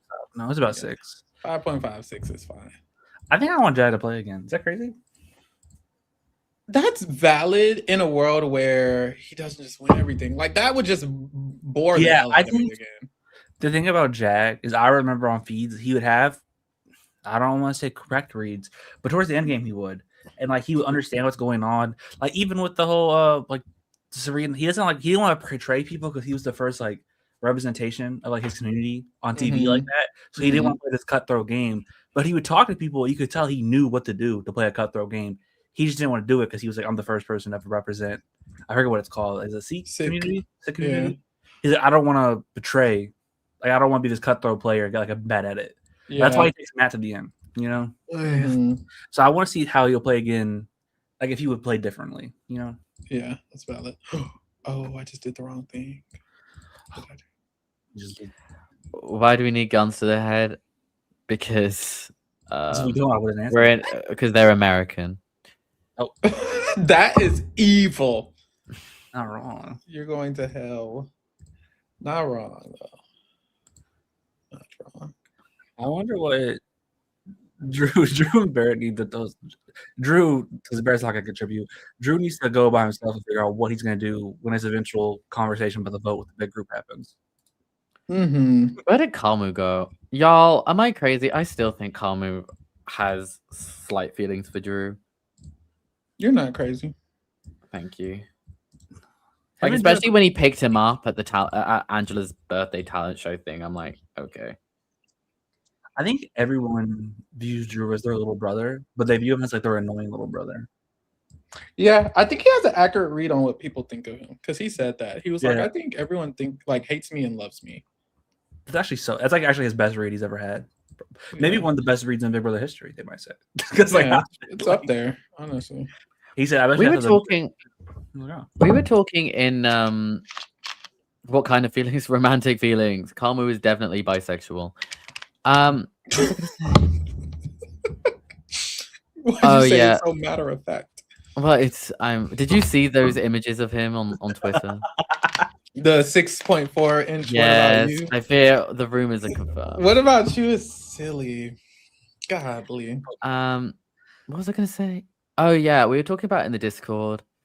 Damn, I kind of miss Ashley's reads. Oh damn. So bad. Damn. Not everybody has ass reads.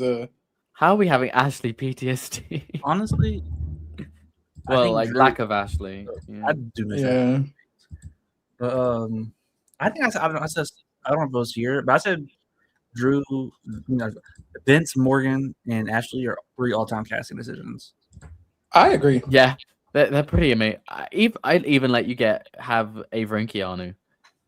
That cast was pretty damn good. Yeah. There was some misses though. But the misses were mostly pre-jury though. Like maybe Jimmy. I know he was forced and stuff, but he was the least memorable. But like everyone else was Mickey. Mickey was phenomenal casting. Mickey, Rachel, I'll even give you Will. I'll even give you Kelly. And then what? Yeah. You the top 5. And hey, even at least Lauren was important to the plot. She was a we can leave her out. At least we got I'm scared out of Lauren. She gave us that. He gave us that. Why was she kind of memeable? Scared? I've never seen someone that frightened. Like, wow. But the pre-jury were flops. But she tells Rachel she's about to veto Vince, and she's like rushing to get ready, and Rachel's just sitting there like trying to talk game, and she's not talking back. And it's just, I gotta go downstairs and get my. Well, I have it right here. I gotta be back. And she goes and finds Vince. I think casting has been doing really good though, because I think 26, 27, and 28 have pretty good cast. Like this is a good cast. It just has shaped out in a way that isn't the most. I actually think exciting. If this was all newbies, like if they just had 2 other people, like 2 of us, this is really like a really good dynamic cast. I think it would be very dynamic, very yeah, this season's pre-jury is very strong. We were just talking about that. It actually is, honestly. I think this is going to be a very dynamic season. It's just there are seasons where watching live is more exciting, and then there are seasons where watching binging is more exciting. I think this just might be a season that is more exciting if you binge it. I think the live experience is just a drag sometimes. I also think it's just like every time something forms, like the mosh pit forms, everyone's like, oh, they're just gonna dominate. But like give it like one day, Melody and Mallerie are like, yeah, fuck these icons. So we don't need to be worried. We don't need to be worried about that. Like we're still gonna get dynamic gameplay. I've been saying it's like BB-18. I still kind of stand by that. Okay, I kind of see it. Oh, I didn't have to do this. Or it's just it's like a real majority alliance. So people didn't like it at the time because people thought that majority don't have to dominate. But eventually, someone's gonna flip, and then there's dynamic players that I think it's gonna turn into like little groups. What are you gonna do for the emoji? The historical look back? No idea. I literally have no idea. It comes down between if Haley or Kamu goes. Okay. Are you just gonna do Brendan's HOH? No, I was thinking. I kind of want the thumbnail Kathy and Kamu though, but no, because like I don't think that's as good. If Kamu goes, I think I have to do something where there's a power. But like how many times? And I don't want to do a season I already did because I'm like I could do BB-20 with the rocks, the hack rabbit all. But if I did how many seasons have powers that change the noms that when people get pissed? Mickey. I mean, they didn't really get pissed. That's the issue. Because I was gonna say BB-11, but it's so opposite of that I'm almost like it doesn't really make sense. Like she literally quit from it, and then this season they were on the pool when Yash quit, chilling. Like when I compare it to BB-18 Bronte going home. Oh, that could be good. There's also 3 nominees that season. Well, that would be good if Kamu stays in a vote. I don't know. Bronte was the roadkill nom. BB roadkill. Let's get ready for a takeover. 15 has 3 noms too. That's kind of a power. MVP is kind of a power. 15. Nick Uhas week. I was really thinking Nick Uhas week. Yeah, because she uses the power. We gotta call Tori and bring her on. An alliance was created. Oh my god. Is Does Tori Amanda run that? No, she's an Amanda Zuckerman fan. Blasphemy. You don't watch our content? Nope. Sorry. You hire us. We be doing bullshit. Oopsie. I just let y'all run wild. I know I've talked about it, but I watched the Amanda Alyssa confrontation again, and I giggled again. You're silly. Josie Ansel this week, she would kill me if I sent her a DM saying, "Hey, you need to watch BB 15 week 2." That's she would literally kill me. That is insane. She would kill you. Y'all, I had to update for the episodes. I have a picture of just like all of the cast, or like 6 members from the cast, and I've had to update it I think 3 times because initially Ashley was on it in the middle. So I had to replace her with D. And then Jason was on it. So I had to replace him with Barrett. And then Chuck was on it. So I recently replaced him with Yash. So now it's looking like this. Yash is a good one. But I know Barrett's not evicted. Well, you replace him with Drew. I feel like maybe these people can last a while, but this could be the final. You just don't want to change the thumbnail ever again? I don't know. I kind of like that it grows with the season. As soon as someone's eliminated, I remove them. So I kind of Survivor 50 could never. Survivor 50 could never. No, Genevieve was on it for so long. Genevieve was making I ended up, but this way, like as soon as someone gets evicted, I'll remove it. So that way, the final 5 will literally just be the final 5. When Survivor 50 draft, my draft being like the last one, be someone voted out, and then they all go like in 2 episodes. Yeah, I was like, that would be crazy. That's what happened. The blood moon, and then everyone was gone. Mallerie and Taylor are the only ones who were here this whole time. So I feel like it's divine that one of them will win. They were the final 4 of my simulation. Really? Yeah, that's not Mallerie in this. Not really. We don't talk about this enough. That's not Mallerie. That's Mallerie. Live. Right now. That's not the Mallerie I know and love on these feeds. Did you see where she said that she doesn't even wear glasses? Like she's not prescribed glasses. That was literally my theory. I literally said that. I was like, I doubt she actually wears those glasses. They just told her to wear them. She said she wears it. She said that she took them off because people said she looked like Kelly. Thank God. We owe Mallerie an apology. We really thought she was going to be Kelly. We don't owe her. The CBS owes her Jason an apology. Why do they owe Jason an apology? For lying and saying there's going to be other gay people here. Oh my God, I forgot about that. That's horrible. If we rewatched the we don't give a fuck. The cast introductions, how many people are just like completely different? The majority. I don't know that they are. Are they? Yeah. I thought Taylor was gonna be a ditzy early boot. I got a plan.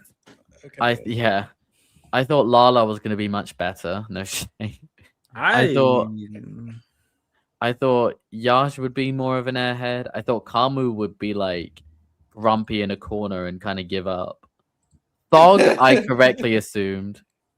Mallerie, I thought would be Kelly. Melody, I thought would just do nothing. She's been doing a little bit today. Don't do my Barrett, I thought would be much better. Drew, I thought about accurately. And the icons, I thought D would be much better, and Devins would be much worse. From just the videos, I didn't like Drew, but then actually when I read what he said, I was like, oh, he might be better than I thought. Mm-hmm. Like I remember when I saw the video, I was like, he's gonna be terrible. I always thought Drew's issue was gonna be his age, but I think he's done a good job at like leaning into it for for threat level. But I do think that's the main thing that's fucking him up is like his little personality, his like expressiveness. Yeah, I do think like you could tell he's 22, and but the thing is, I feel like people get mad at Drew, but then when they want to forgive Drew, they're like, he's just 22.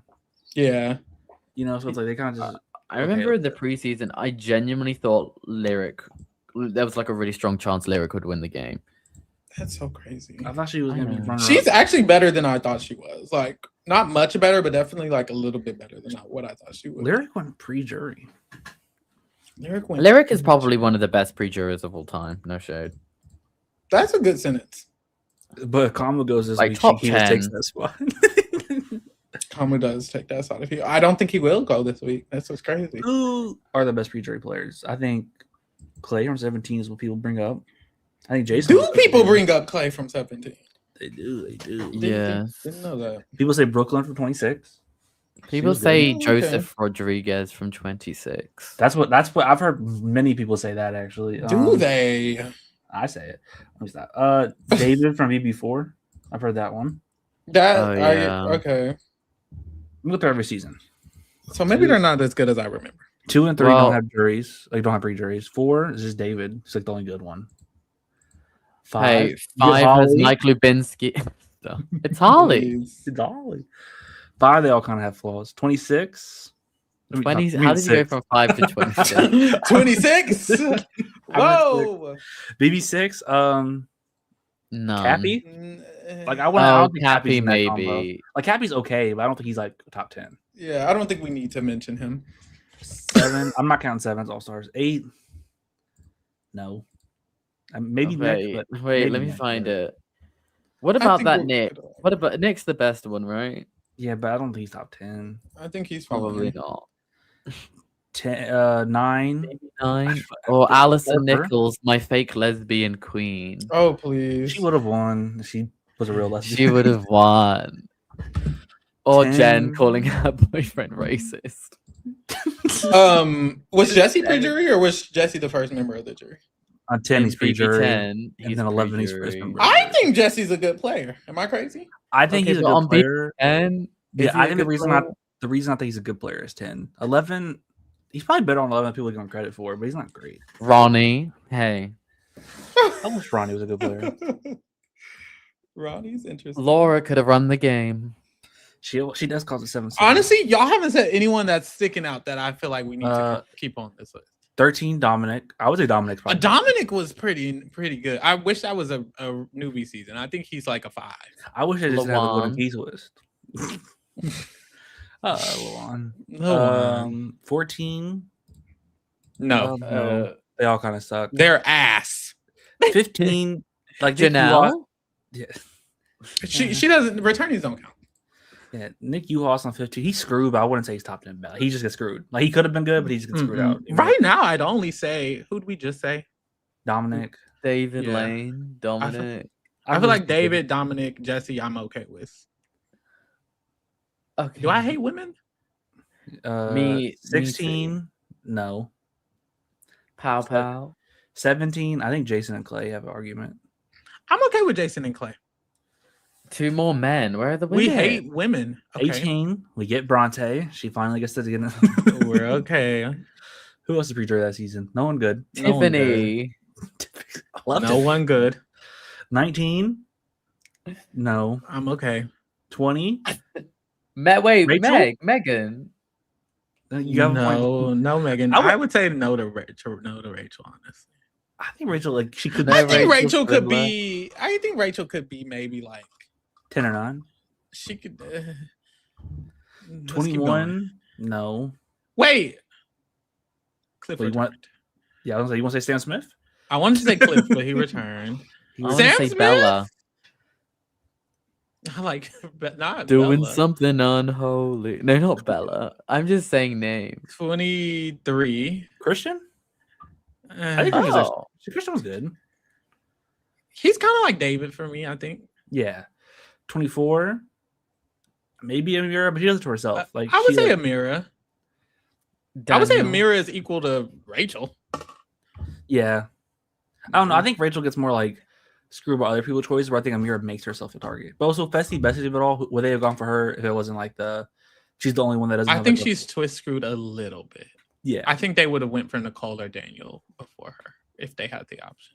Mm-hmm. Maybe. 25. Yeah, I think they would have, because it's the whole bullying thing of it all, Maybe. But she was terrible at threat management. 25. Not Heisem.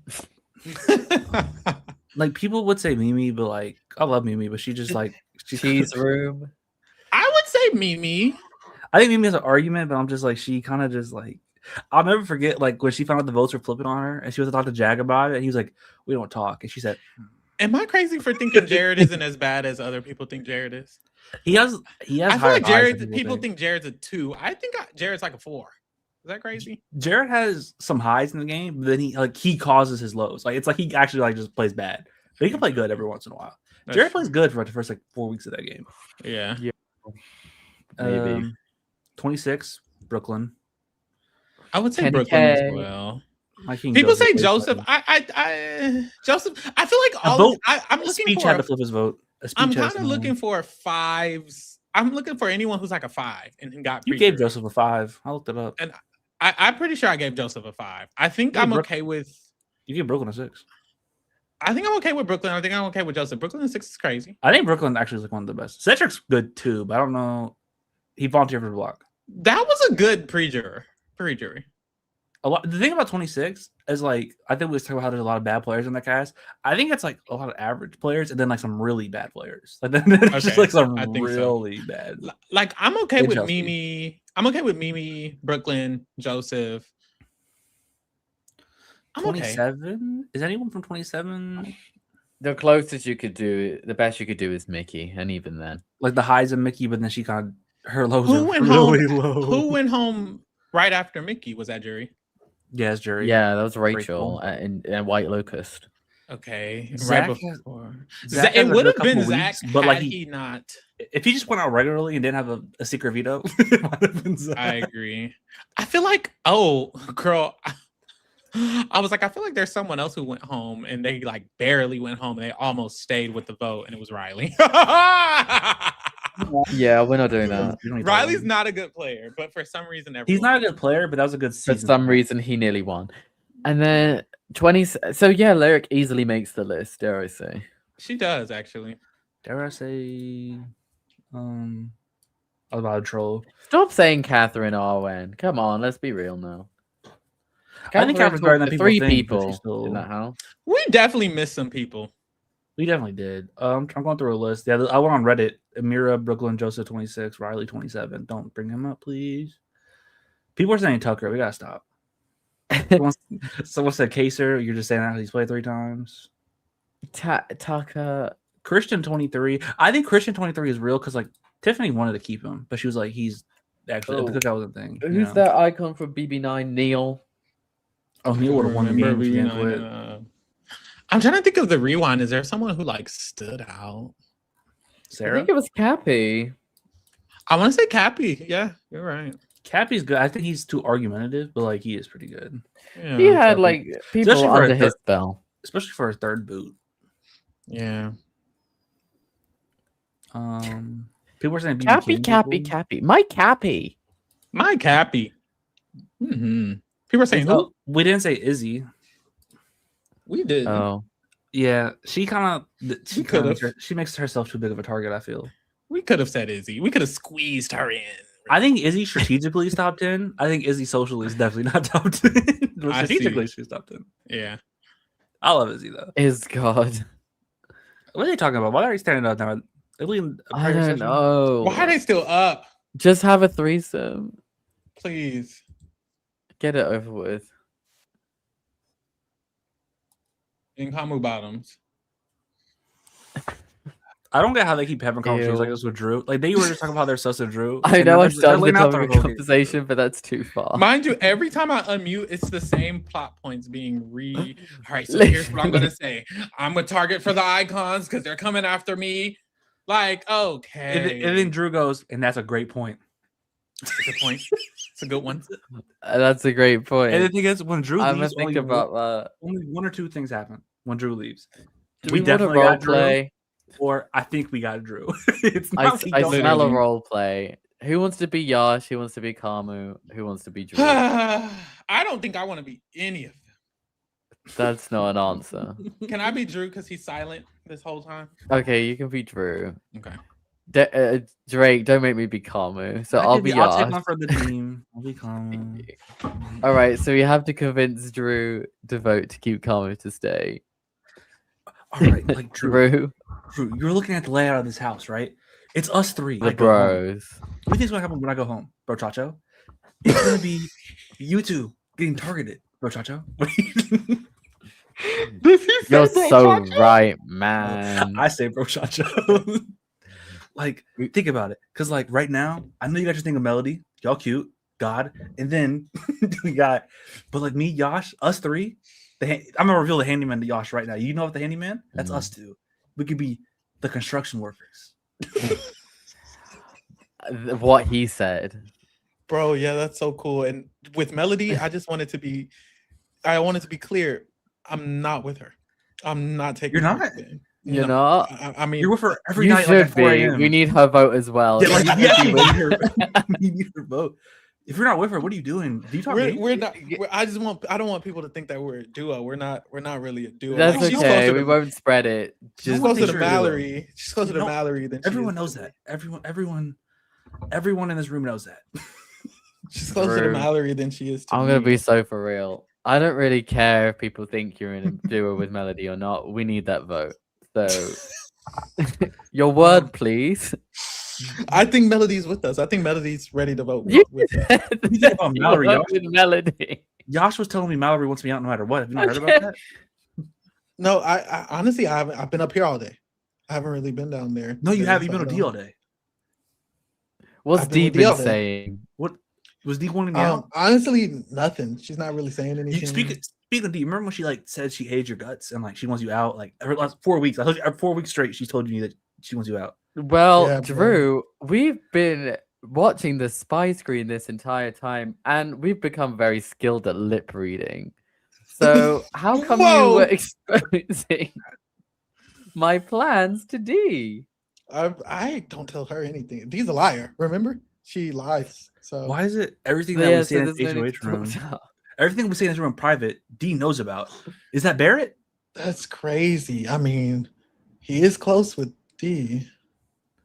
I'm Are not you- really close with D. But you hang out. So for it sounds somebody. like we have your vote. Thank you. You're dismissed. If you, like, I know we got you this week, bro, Tacho, and like Nailed it. Nailed it. Wow. we should have a prayer session. Why are they all standing? They'd be standing.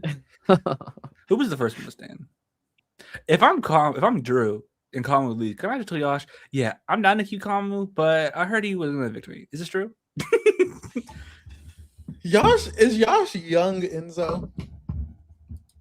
Low key. They would eat. Like Yeah. Yash at 45 plays like Enzo. Is that crazy to say? I like he's a good height man. Yash is. Yeah.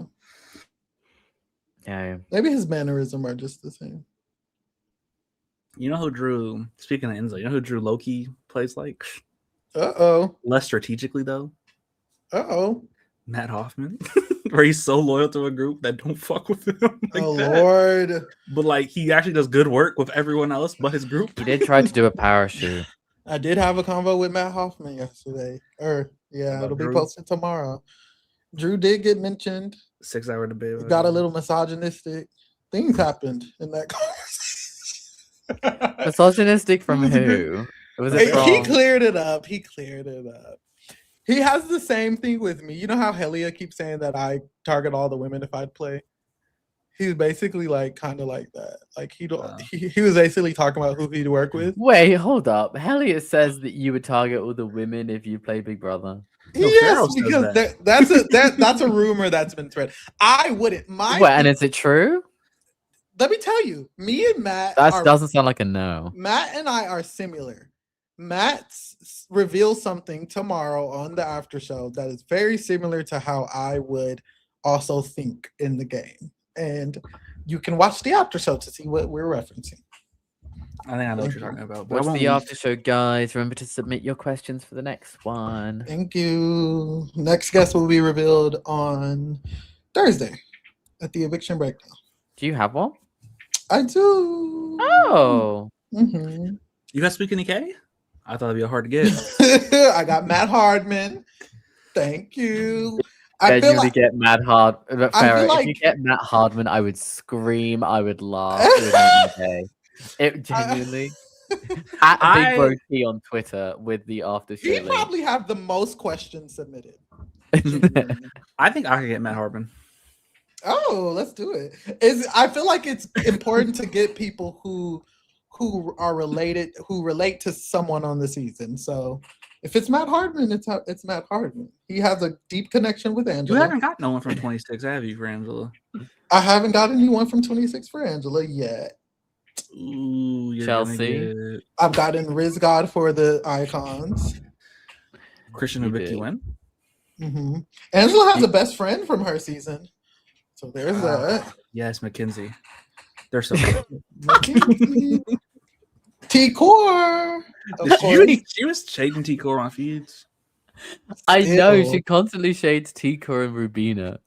Yeah, that charity live stream is a top 10. That was fucking crazy. She would have annoyed the hell out of me during that.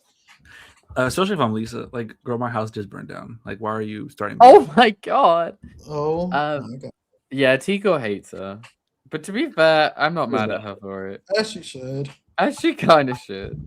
Angela's so hateable. Angela, you knew what you did. She's so annoying. My mom hates Angela, and I was like, she's like, would you work with Angela? And I say, in the house, probably not. But I would, like, as a TV presence, I find her fun. But in the house, I would actually be miserable with Angela. Angela sounds like so annoying to live with. Mm-hmm. Dang. Excuse me? Excuse me? Yeah, Angela's so hateable.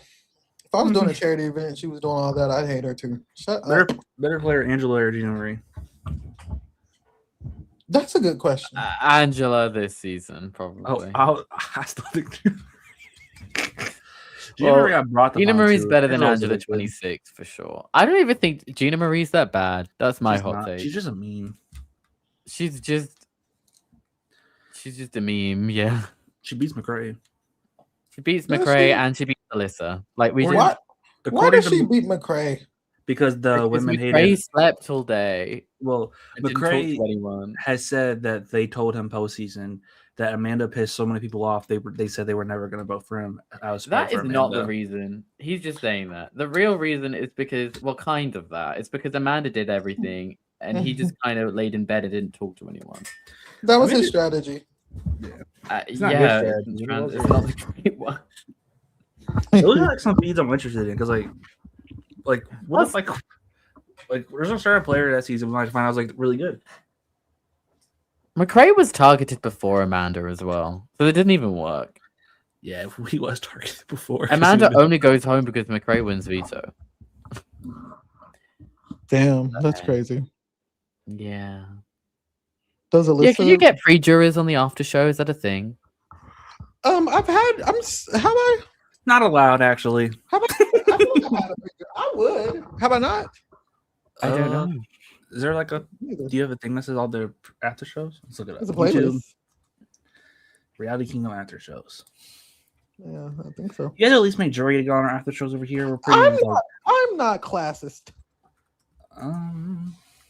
What does that mean? That I would allow everyone. I don't know. Well, even the poor get to come on the Reality Kingdom after show. Wow. That's not what I mean. Who needs charity? I did placement class. I don't know. When we were auditioning for this, you asked us what our bank account went for, like what the number was in that moment. Not. Pharaoh said only a certain tax bracket could be part of the royal court. Yeah, I thought it was weird in the moment, but I didn't really bring it up. He made us submit bank statements. This is all a lie. Actually. Yeah, he had us send our bank statements, and he saw how much I spent on video games. He said, "Actually, you're on the waiting list now." I was actually a last minute alternate. Oh. Pharaoh also made us give him our bank details. They don't believe you guys. They believe us more than you. No one believes you. Looking back on it, when we got the email to like do the interview, I think I chose like the first day. I chose like the first day, first opening. Why did I do that? I was like, first impression. Yeah, recency bias. It did work. Yeah.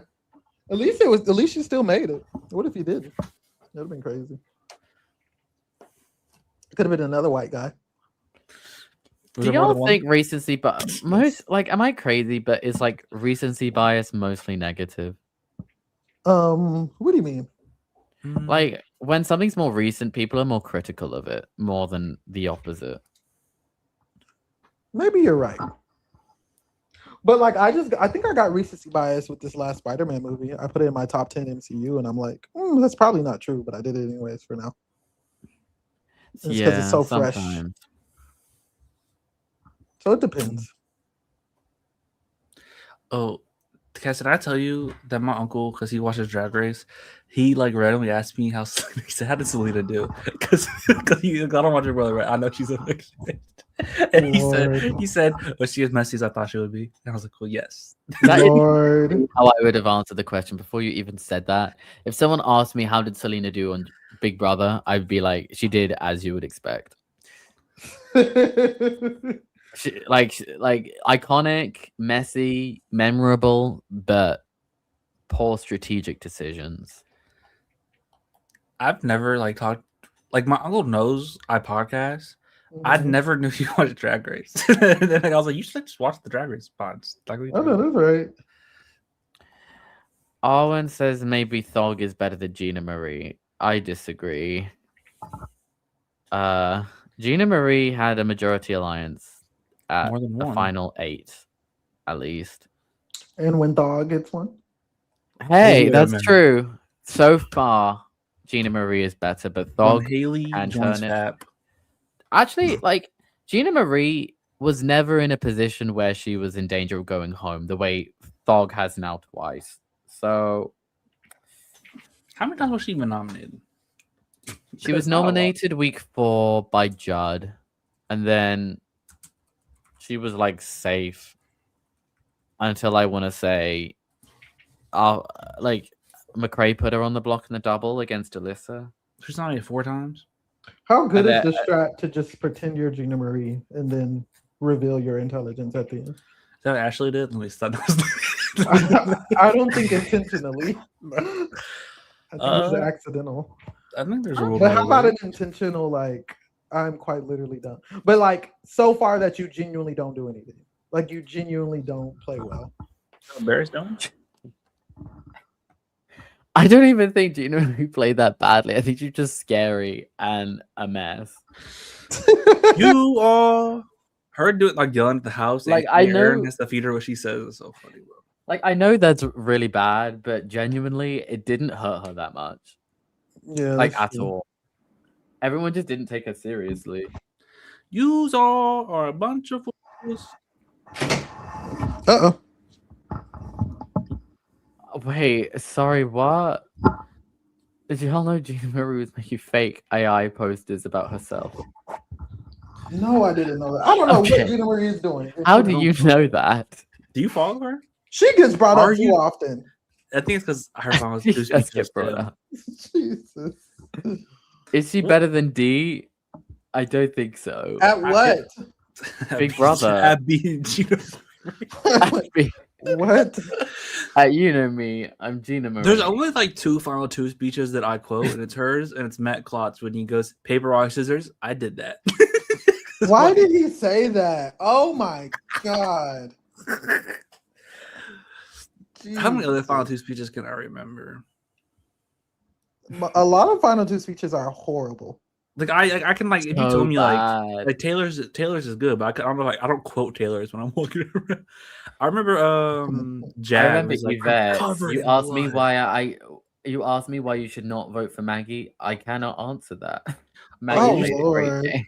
Did you see Howie did an interview with Shannon Tharp, and he said he wanted to vote for Yvette to win, but Rachel said if you do that, we're not friends no more. And Rachel was real as hell. Thank you, Rachel. He did say he's glad he did it because now he realizes Maggie played a good game, but at the time he wanted to vote for Yvette. So he said Yvette a goodbye message lost at the game.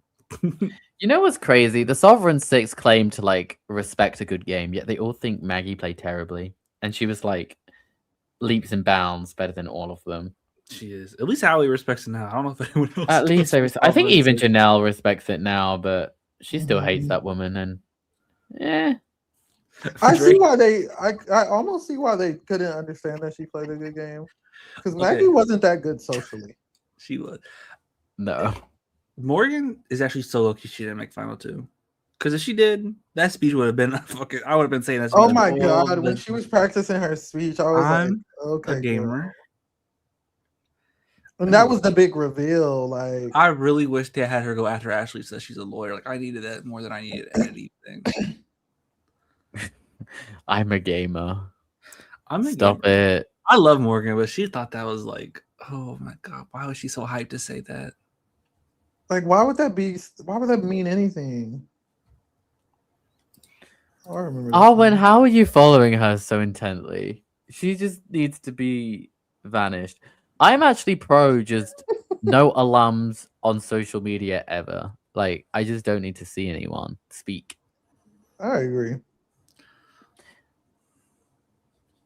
Like, I still haven't found an exception, I fear. I think Ashley's my exception. Oh Lord, I never need to see any. Like their opinions, quite literally, don't matter.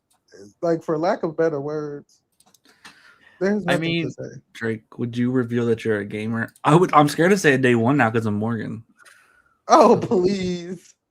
I think I think I'll talk about this. I think my goal is to go on Big Brother and play up like the stoner gamer archetype. I think my goal is to be an active Barrett. like if I was if I had Barrett's personality but played the game like Drew. Okay, cool. People are gonna lie about their occupations. Why don't you just lie about being unemployed? Why would you lie about your occupation? I really need this money, guys. I'm unemployed. I don't think anyone cares about your occupation. Cancer, a la Matt Hoffman. We need to accept. No, it wasn't cancer. It was a terminal disease, though. Yeah, it wasn't. Remember how mad Kathy was about that? And then everybody else in the jury house had to pretend like they cared. Wasn't Kathy mad because like I can't remember if she was a survivor or something, or she was related to someone as a survivor or something. She was like, was she? She had like a valid reason for being mad. I remember it because like her and Matt connected over it. Oh, I did not know that. Low key, he should have made the final two and revealed it after the votes were casted. After I would, let me not spoil, but like I would do something like that. I know that's right. Just lie about a terminal disease. No, I would lie about something else. Okay. I have it planned out. I know that's right. I'm not gonna BB with any of y'all, but like I've always been like in this like if I got into the house and there was like a Devins, Angela, lot like a ton of parents, you know, being a young single dad is really I don't want to tell the house. I know that's right. It's been really hard on me, and like I would have it planned out. I'd be like, yo, family, send photos of me and my little cousin. I'm gonna just have it in the HOH basket. That's crazy. Like if I see like 10 family, like 10 parents, real quick. Wait, did Drew rat out Mallerie to Kamu and Yash? Did he? I don't know. I wasn't paying enough attention. I have to go back and watch it. Are you recording the feeds at all times? Nah. How do you go back and watch? Most times.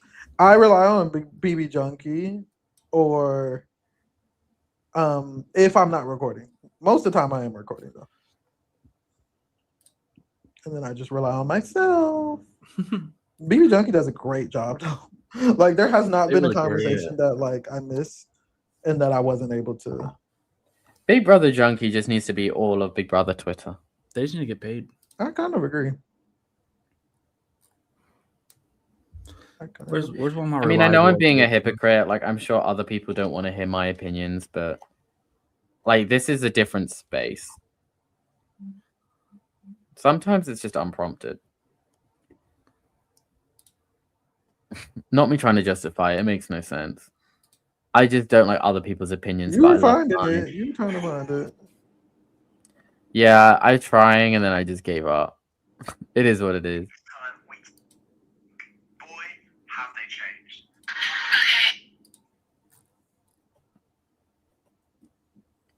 The Melody and Drew flirtments with them hating each other just adds to the storyline, guys. So we have to accept it. Is Melody and Mallerie actually going to keep Kamu now? Well, Melody was thinking about it. I actually think I think Mallory's like dead set on she's not keeping Kamu. Yeah, I don't think it'll go through.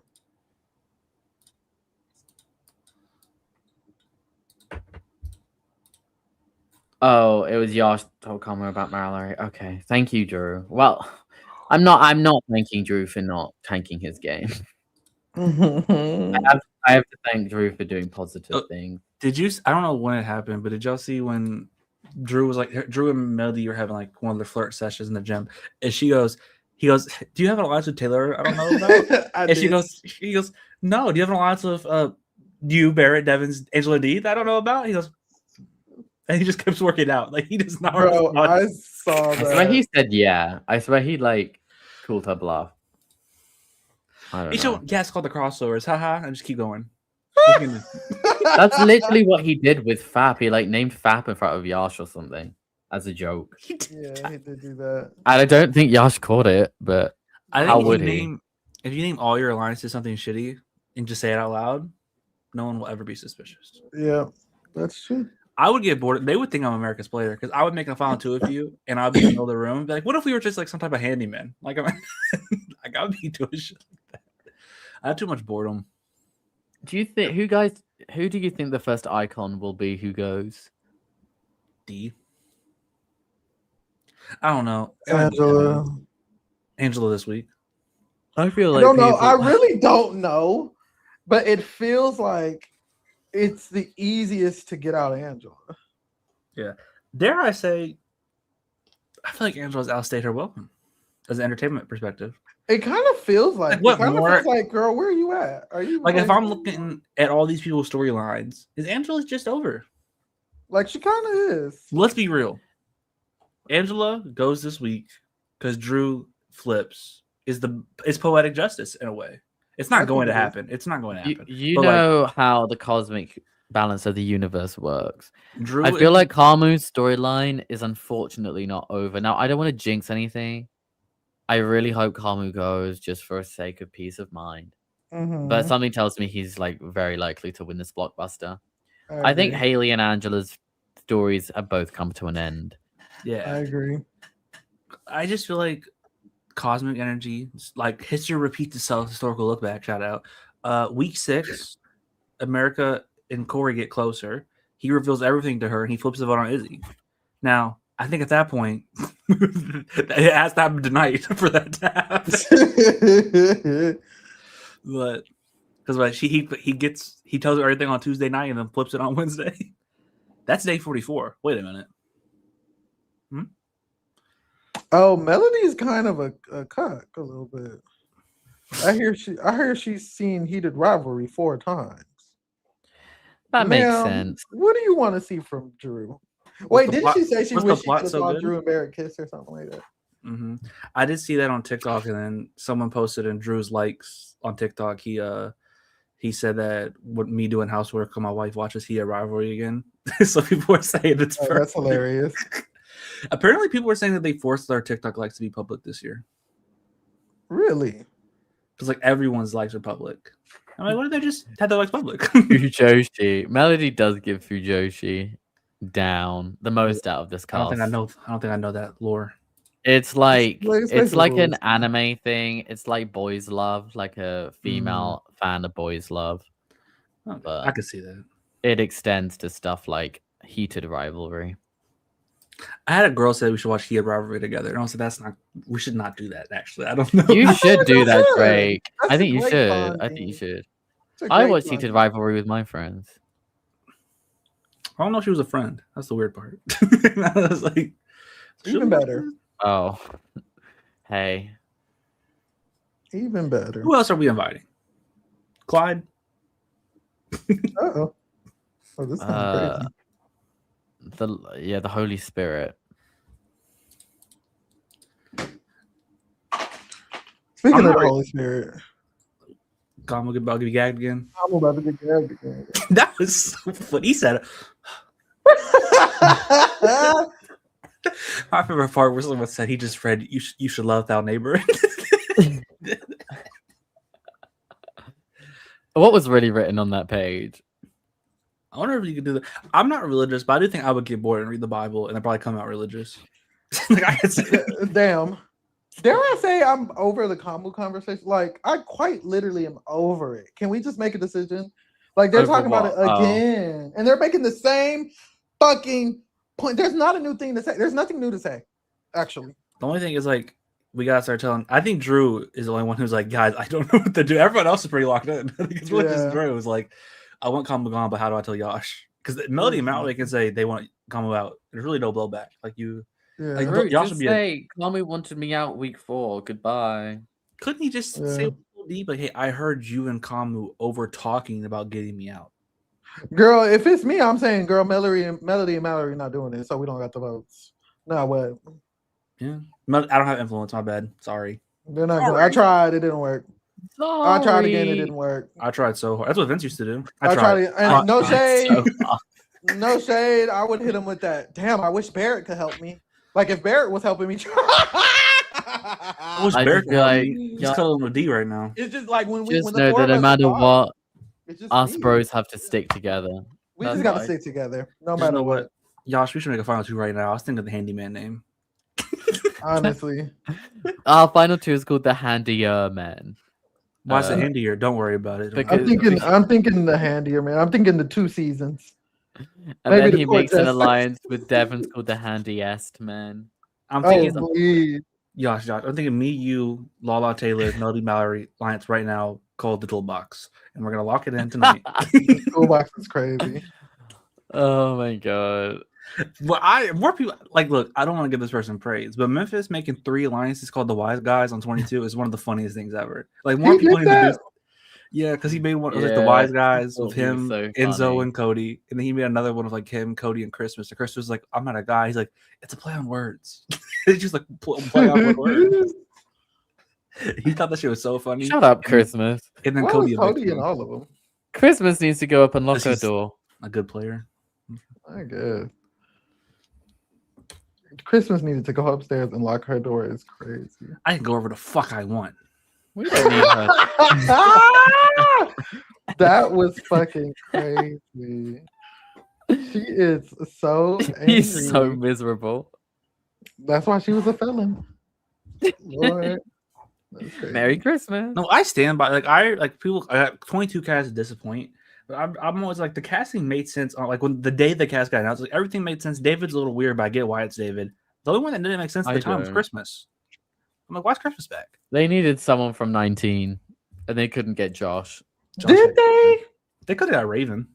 Did they need someone from 19? They really didn't need someone from. Oh, to be fair, they took no one from 15. Yeah, they didn't need. Surprise, anyone. surprise.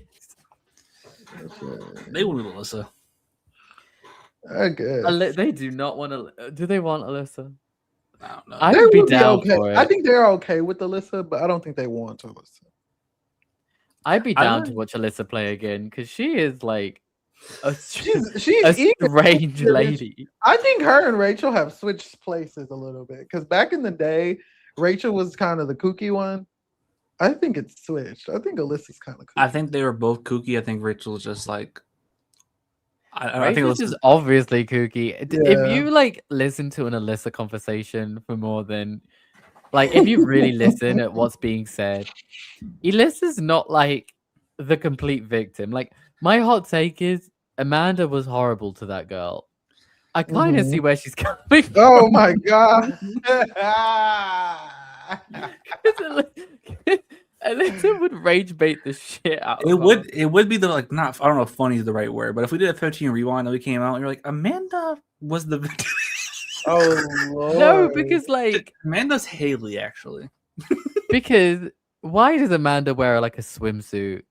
And Alyssa just spends the whole day of talking about how disgusting it is. she did do that. Just in That front was- of Amanda. She They did hate each do other. that. And She Amanda was went like off and laughing cried. at her. She was like laughing in her face about it. She's Oh like, my ooh, God. it's so disgusting.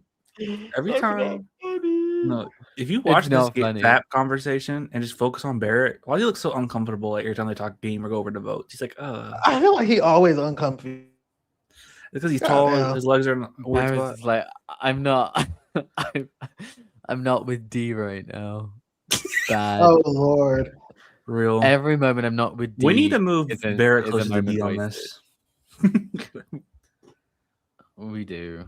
I need that Drew and Angela final. Honestly, Honestly, not passing the psyche val. what if when Drew was like comforting Angela earlier today, he goes, "Yeah," and this brings me to my point. I've really been wanting to make a final two. That'd been the best opportunity to do it.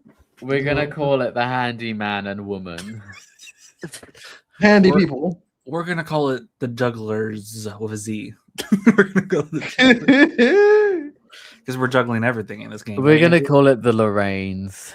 My middle name is also Lorraine. Drew Lorraine Campbell. This whole time you thought my name was Andrew. It's actually just Lorraine Campbell. Andrew is short for Angela. What am I talking about? And so we're gonna make a line called the BB Guns. 'Cause I know it worked so well for you and Quinn. We're gonna make an alliance called 6th Avenue, but you're not on the bottom. You don't have to crawl and ask about it this time. We're gonna make an alliance, me and you, Angela, and it's gonna be called Pose Back. Y'all are annoying. D, we're gonna make an alliance called the Reba 5. We're gonna make it Pose Back, and we're gonna say Taylor.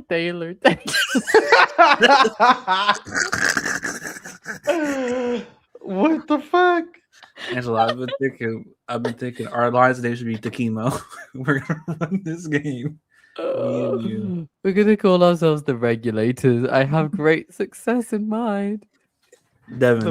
The moving company. That's what I said. No, if Drew went up to Kamu and Yash and said we're the moving alliance company. name is called Team Christ. Kamu. Me and you, Taylor. Team Christ. Oh, that's crazy. I know Kamu's a lovely man because he's into God or whatever. What did she say? What did she say? She said because he's a man of faith or something like that. Because he's a man of He's faith. a man of faith. Julie fed her that line in the diary. Oh my god. People should start stealing names more. There's power in names. There's power in numbers. Y'all, I think I'm gonna go to bed. I think we've been to bed. No, honestly, we started deliriously speaking for a little bit there. Okay, chat. We'll be back tomorrow. Same time tomorrow. Same thing tomorrow. Hashtag Team Christ. Let's do it. Amen. Bye.